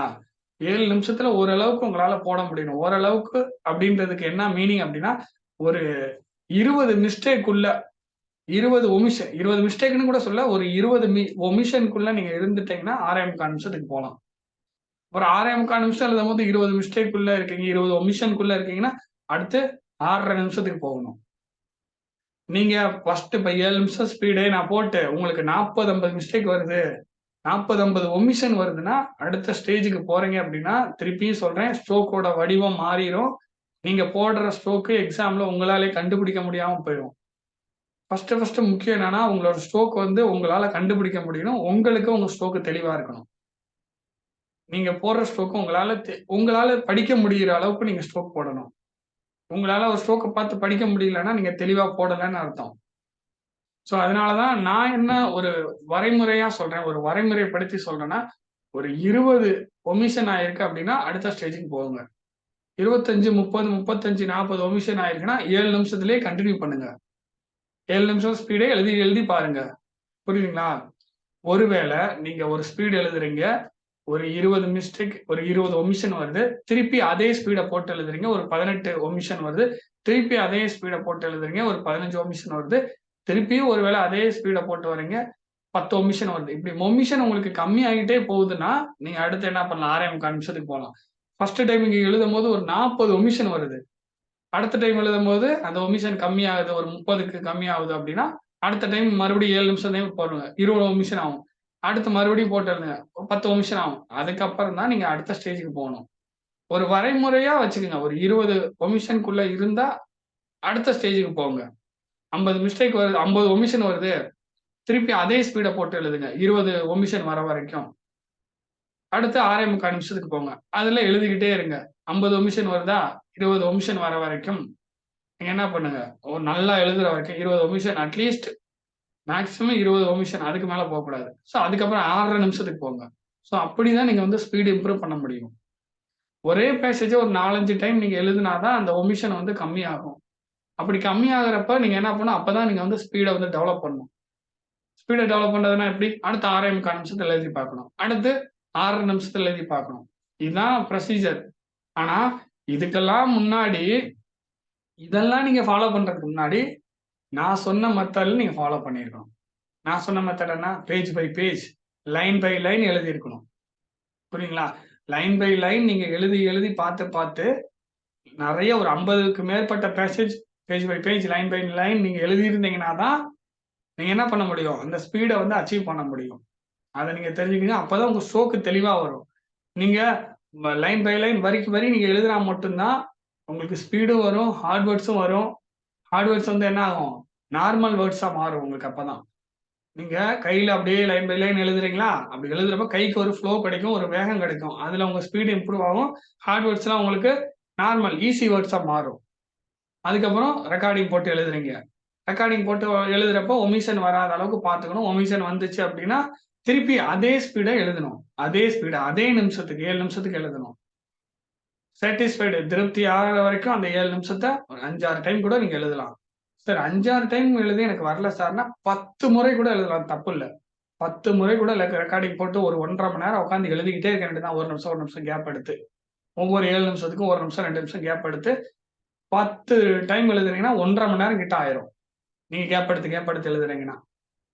ஸோ அதுக்கப்புறம் என்ன பண்ணலாம்? அதுக்கப்புறம் 6.25 நிமிஷத்துக்கு போலாம். ஒருவேளை உங்களுக்கு 5வது டைம் வந்து எழுதும்போது 7 நிமிஷம் ஸ்பீட் எழுதும்போதே ஓரளவுக்கு சாட்டிஸ்ஃபைட் ஆயிடுச்சு. ஓரளவுக்கு ஒமிஷன் இல்லாம வந்துருச்சுன்னா, 6வது முறை நீங்க 6.25 நிமிஷம் பேசேஜ் போட்டு நீங்க எழுத வேண்டியதுதான்.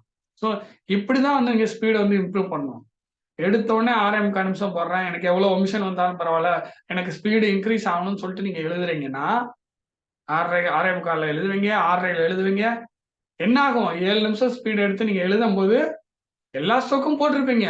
ஆனா, உங்களோட ஸ்ட்ரோக்க உங்களாலேயே ஐடென்டிஃபை பண்ண முடியாம, டிரான்ஸ்கிரிப்ஷன் பண்ண முடியாம போயிரும். அதுதான் நெறைய பேத்தோட ஃபெயிலுக்கு காரணமாயிருது. சில பேர் வந்து நான் ஆல்ரெடி இப்ப இந்த லைவோட ஆரம்பத்துல நான் சொன்னேன். கண்டிப்பா நீங்க எப்படி எழுதிட்டு வரீங்களோ, உங்களுக்கு பாஸா, ஃபெயிலான்றது தெரிஞ்சிருக்கணும் அப்படின்னு நான் சொல்லியிருப்பேன்.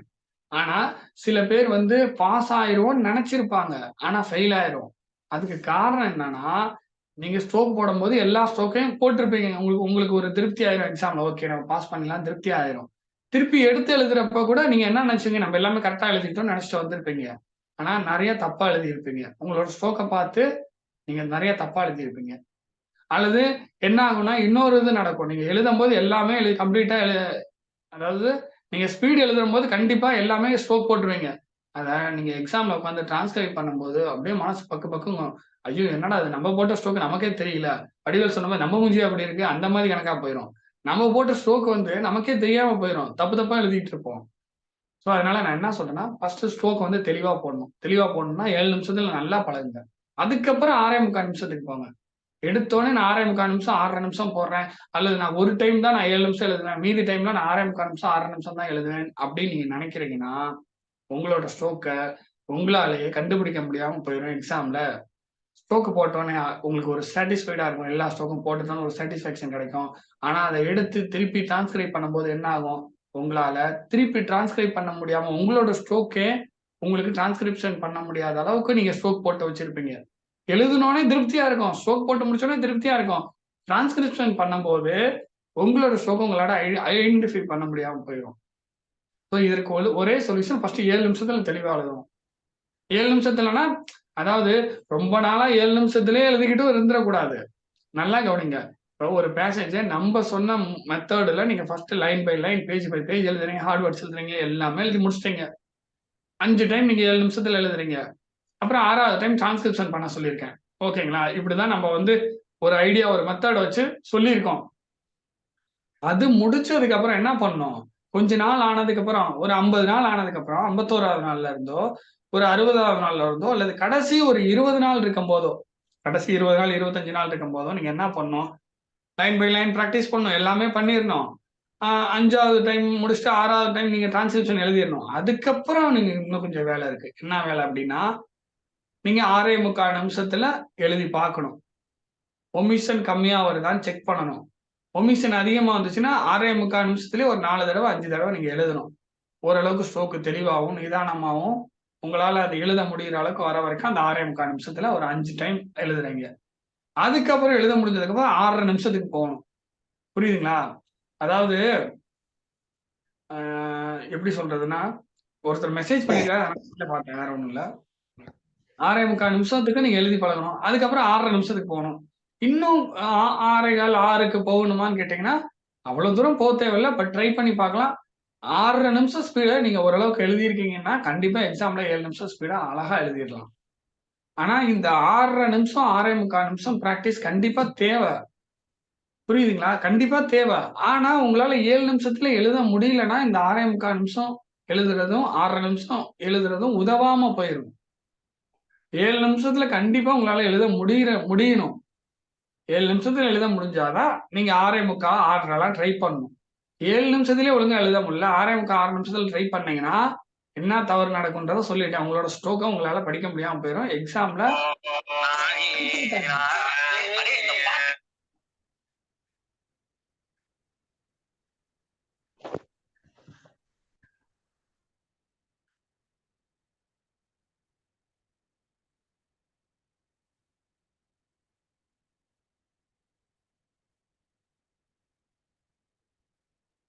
அதாவது இப்போ மெசேஜ் பண்ணியிருக்காரு. ஒரு பிப்ரவரி 2017 டிக்டேஷன் போட்டப்போ கொஞ்சம் தடுமாற்றமா இருந்துச்சுன்ட்டு. அது பிரச்சனை இல்ல. இப்ப இன்னும் 20 நாள், 25 நாள் இருக்குல்ல. இதுக்குள்ள நீங்க தடுமாற்றம் இல்லாம பழகணும். வேற ஒண்ணும் இல்ல. தடுமாற்றம் இருக்கதான் செய்யும். அதனால தப்பு இல்ல. ஆனா, நீங்க கடைசி நாள் இன்னைக்கு நான் கடைசி நாள்னு வச்சுக்கங்க. இன்னைக்கு தான் வந்து எக்ஸாம்க்கு முன்னாடி நாள். ஒரு ஸ்பீட் எழுதுறீங்க அல்லது நான் டிக்டேஷன் போடுறேன்னு வச்சுக்கங்க. அப்போ உங்களுக்கு தடுமாற்றம் இருந்துச்சுன்னா, இங்க கடினமா மாறிடும் எக்ஸாம். அப்ப தடுமாற்றம் இருக்கக்கூடாது. அப்ப தடுமாற்றம் இருக்கக்கூடாதுன்னா என்ன பண்ணணும்? நீங்க 7 நிமிஷத்துல சரியா ஸ்பீடு வந்து எழுதி பார்த்திருக்கணும். புரியுதுங்களா? 7 நிமிஷத்துல ஸ்பீடு வந்து சரியா எழுதி பார்த்திருக்கணும். அதுக்கப்புறம் என்ன பண்ணணும்? 6.25 நிமிஷத்துலயும் எழுதி பார்க்கணும். 6 நிமிஷத்துலயும் எழுதி பார்க்கணும். எல்லாமே தான். புரியுதுங்களா? இப்படி நான் வாசிக்கிறதுல உங்களுக்கு எழுதுறதுல தடுமாற்றம் இருக்குன்னா, அங்க என்ன ஆகும்? அங்க ஆடியோ சிஸ்டம் தான். இதே மாரி தான் ஒரு ஒரு டிவைஸ்ல தான் உங்களுக்கு கேட்கப் போகுது. ஒரு ஸ்பீக்கர்ல தான் கேட்கப் போகுது. அங்க போய் உங்களுக்கு தடுமாற்றம் வந்துரும். அதுக்கு தடுமாற்றம் இருக்கக்கூடாதுன்னா, வீட்ல நெறைய பிராக்டிஸ் பண்ணணும். அதுக்கு தான் டிஃபரண்ட் வாய்ஸ்ல பிராக்டிஸ் பண்ணணும்னு சொல்லுது. ஸ்டூடெண்ட்டோட வாய்ஸ்ல நம்ம நெறைய வந்து நம்ம போட்டுட்டு தான் இருக்கோம். கிட்டத்தட்ட ஸ்டூடெண்ட்டோட வாய்ஸ் 60 வாய்ஸ் கிட்ட இருக்கு. 60 வாய்ஸ் நம்ம போட்டுருக்கோம். இதெல்லாம் நம்ம நம்ம பேட்ச் ஸ்டூடண்ட்ஸ் கிட்ட ப்ரீவியஸ் இதுக்கு முன்னாடி பேட்ச்ல கலெக்ட் பண்ண ஆடியோ தான் அது எல்லாமே. ஸோ அதெல்லாம் டிஃபரண்ட் வாய்ஸ் அதுல வந்து டிஃபரண்ட் ப்ரொனன்சியேஷன் இருக்கும். அதுல நீங்க ட்ரை பண்ணி பார்க்கணும். அப்பதான் இந்த தடுமாற்றம்லாம் போகும். நெறைய வாய்ஸ்ல ட்ரை பண்ணணும். நெறைய எழுதி பார்க்கணும். நெறைய பேஜ் பை பேஜ் எழுதி பார்க்கணும். நெறைய ஸ்பீட் எழுதிக்கிட்டே இருக்கணும். ஆமா. நான் ஆல்ரெடி சொன்னேன்ல அவர் மெசேஜ் பண்ணியிருக்காரு. சில வார்த்தை வந்து யோசிச்சு படிச்சிருக்கேன். சில வார்த்தை நானே தடுமாற்றத்தோட தான் போட்டிருக்கேன். அத நான் அக்செப்ட் பண்றேன். கண்டிப்பா அது என் சைடு அ ஸ்பீடு வாசிக்கும்போது ஒரு சில மிஸ்டேக் இருக்கு அப்படின்றத நான் ஒத்துக்கிறேன். அது ஒத்துக்காமலாம் இருக்க மாட்டேன். ஒரு சில வார்த்தைய மாத்தியும் படிச்சிருக்கேன். ஒரு சில இடத்துல திக்கியும் படிச்சிருக்கேன். ஒரு சில இடத்துல நானும் தடுமாறி இருக்கேன். நான் ஒத்துக்கிறேன். அக்செப்ட் பண்றேன். ஸோ அந்த இடத்துலலாம் நீங்க தடுமாறுனது ஒரு நியாயமானது தான். அதுல நான் எதுவும் சொல்லல. அத பத்தி நான் எதுவும் சொல்லல. நான் தடுமாறுனப்ப, நான் ஒரு வார்த்தைய திருப்பி இன்னொரு டைம் வாசிச்சப்பயோ, அது பாதி வார்த்தை வாசிச்சுட்டு அத கரெக்ட் பண்ணப்பயோ, நான் நிறுத்தி வாசிச்சப்போ, நிதானமா வாசிச்சப்ப நீங்க தடுமாறலாம். அது தப்பு இல்ல. ஆனா எக்ஸாம்ல உங்களுக்கு அப்படி இருக்காது. நல்லா கவனிச்சுக்கங்க. எக்ஸாம்ல வந்து ஏன்னா அவங்க நெறைய டைம் வாசிச்சு பார்த்து தான் அவங்க வந்து ரெக்கார்ட் பண்றாங்க. அத நீங்க புரிஞ்சுக்கணும். ஆடியோ டிவைஸ்ல தானே உங்களுக்கு கேட்கப் போகுது. ஸ்பீக்கர்ல தான் கேட்கப் போகுது எக்ஸாம்ல. ஸோ அப்படி ஸ்பீக்கர்ல கேட்கிறப்ப என்ன ஆகும் அப்படின்னா, அவங்க நெறைய டைம் வாசிச்சு பார்த்து தான் ஃபைனலா ரெக்கார்ட் பண்ணுவாங்க.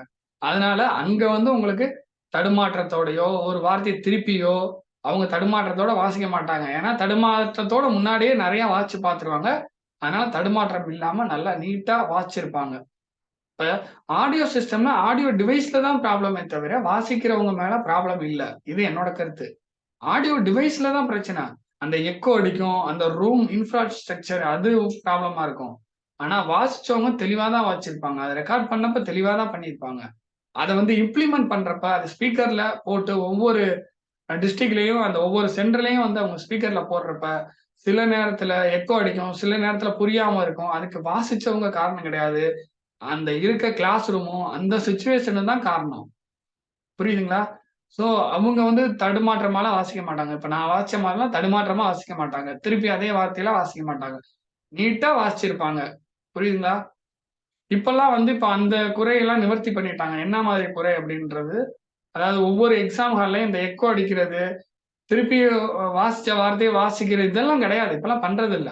இந்த எக்கோ அடிக்கிறது, இந்த ஸ்பீக்கர் ப்ராப்ளம் ஃபர்ஸ்ட்டு ஒரு ஒரு எக்ஸாம் 2 எக்ஸாம்ல இருந்துச்சு. அதுக்கப்புறம் அது நார்மல் ஆயிடுச்சு. அதுக்கப்புறம் ரெக்டிஃபை பண்ணிட்டாங்க. இப்பல்லாம் இந்த மாரி வரதில்ல. ஸோ அத பத்தி நீங்க பயப்பட தேவையில்ல. அவ்வளதான். நல்லா விட்டுருங்க. அதாவது போதுங்க. நீங்க டவுட் இங்க கேட்கக்கூடாதுன்னு பலமுறை நான் சொல்லிட்டேன். எதுக்கு இங்க வந்து டவுட் கேட்டுட்டு இருக்கீங்க? நான் பலமுறை சொன்னாலும் நீங்க கேட்கறது இல்ல. நான் டவுட் எங்க கேட்கணும்? நீங்க நான் ஏங்க 24 மணி நேரம் இருக்கு. இந்த 1 1/2 மணி நேரத்துல தான் வந்து உங்களுக்கு டவுட் கேட்பீங்களா நீங்க? நானும் ஆன்ஸர் பண்ணிக்கிட்டே இருக்கேன் அவர் கேட்கறதுக்கெல்லாம். எவ்வளவுதாங்க பண்ணிக்கிட்டே இருக்குது ஆன்ஸரு? நீங்களே யோசிங்க. டவுட் எங்க கேட்கணும்? குரூப்ல நீங்க டவுட் கேட்கணும். அப்படி இல்லன்னா என் நம்பர் உங்ககிட்ட இருக்கு. WhatsApp number. வாட்ஸ்அப்ல நீங்க டவுட் கேட்கணும். டவுட் கேட்டுக்கிட்டே சரி போனா போயிட்டு போகுதுன்னு ஒவ்வொரு டவுட்டுக்கு ஆன்ஸர் பண்ணா கேட்டுக்கிட்டே இருக்கீங்க. சாயந்தரம் வரைக்கும் கேட்டுக்கிட்டே இருப்பீங்களா? தயவு செஞ்சு உங்களுக்கு டவுட் இருந்தா, நான் கோவமாவே சொல்றேன். டவுட் இருந்தா 24 மணி நேரம் டைம் இருக்கு. நைட்டு 12 மணிக்கு கூட நீங்க மெசேஜ் பண்ணலாம். இப்ப வந்து டவுட் கேட்டா, நான் ஸ்டூடண்ட்ஸ கவனிக்கிறதுல உங்கள மட்டும் தனிப்பட்ட முறையில கவனிச்சுட்டு இருக்கேனா? டவுட் தயவு செஞ்சு இருந்தா கேட்கணும். இங்க கேட்கக்கூடாது. நேத்து ஸ்டூடண்ட்ஸ் ஒருத்தர் பண்ணாரு. அப்படிதான் பண்ணாரு. டிஎன்பிசி லைவ்ல. அவர்ட்ட இப்படிதான் நான் பேசினேன். புரியுதுங்களா? டவுட் நான் கேட்கவே வேணான்னு சொல்லங்க. கண்டிப்பா கேட்கணும். நீங்க டவுட் கேட்டு நான் ஆன்ஸர் பண்ணாம இருந்ததில்ல. நீங்க டவுட் கேட்டது எல்லா மெசேஜுக்கும் நான் ரிப்ளை பண்ணியிருக்கேன். சிலர் பெர்சனலா வந்து டவுட் கேட்பாங்க. அதாவது வாட்ஸ்அப்ல என்னோட நம்பர் அவங்களுக்கு தெரியும். நம்பர் குரூப்ல இருக்க நம்பர் தான். என் நம்பர் தான். அந்த நம்பருக்கு டவுட் கேட்பாங்க. எல்லாத்துக்கும் நான் ஆன்ஸர் பண்ணியிருக்கேன். ஆன்ஸர் கண்டிப்பா பண்ணிருவேன். 1 மணி நேரம், 2 மணி நேரத்துல பண்ணியிருக்கேன். 5 மணி நேரத்துல பண்ணியிருக்கேன். மேக்ஸிமம் ஒரு 24 ஹவர்ஸ்க்குள்ள நான் கண்டிப்பா நீங்க எந்த டவுட் கேட்டாலும் இது மட்டும் இல்ல. டிஎன்பிசி பத்தி கூட நம்ம ஷார்ட் அண்ட் ஸ்டூடண்ட்ஸ் கேட்டிருக்காங்க. அவங்களுக்கும் டவுட்க்கு ஆன்ஸர் பண்ணியிருக்கேன். சில விஷயங்கள் எனக்கு தெரியாம இருக்கலாம். தெரியாதுன்றதையும் நான் சொல்லியிருக்கேன். புரியுதுங்களா?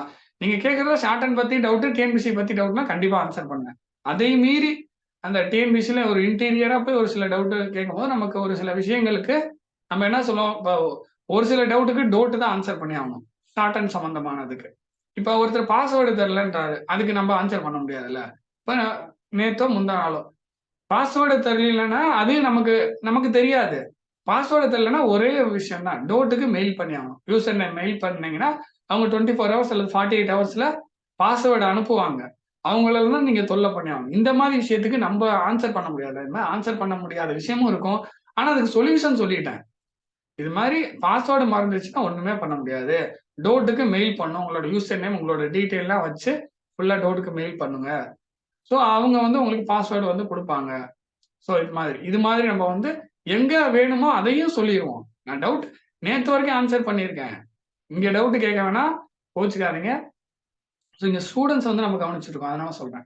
ஓகே. ஆ ரொம்ப நேரம் நம்ம லைவ் கிட்டத்தட்ட ஒரு 1 1/2 மணி நேரத்துக்கு மேல லைவ் போயிருச்சு. பட் பரவால்ல. கிட்டத்தட்ட ஒரு 20, 25 நாள் இருக்கு. நல்லா பிராக்டிஸ் பண்ணுங்க. இந்த வீடியோலயே அதாவது இந்த லைவ்லயே இவ்ளோ டைம் திருப்பி திருப்பி நான் சொல்லிட்டேன்.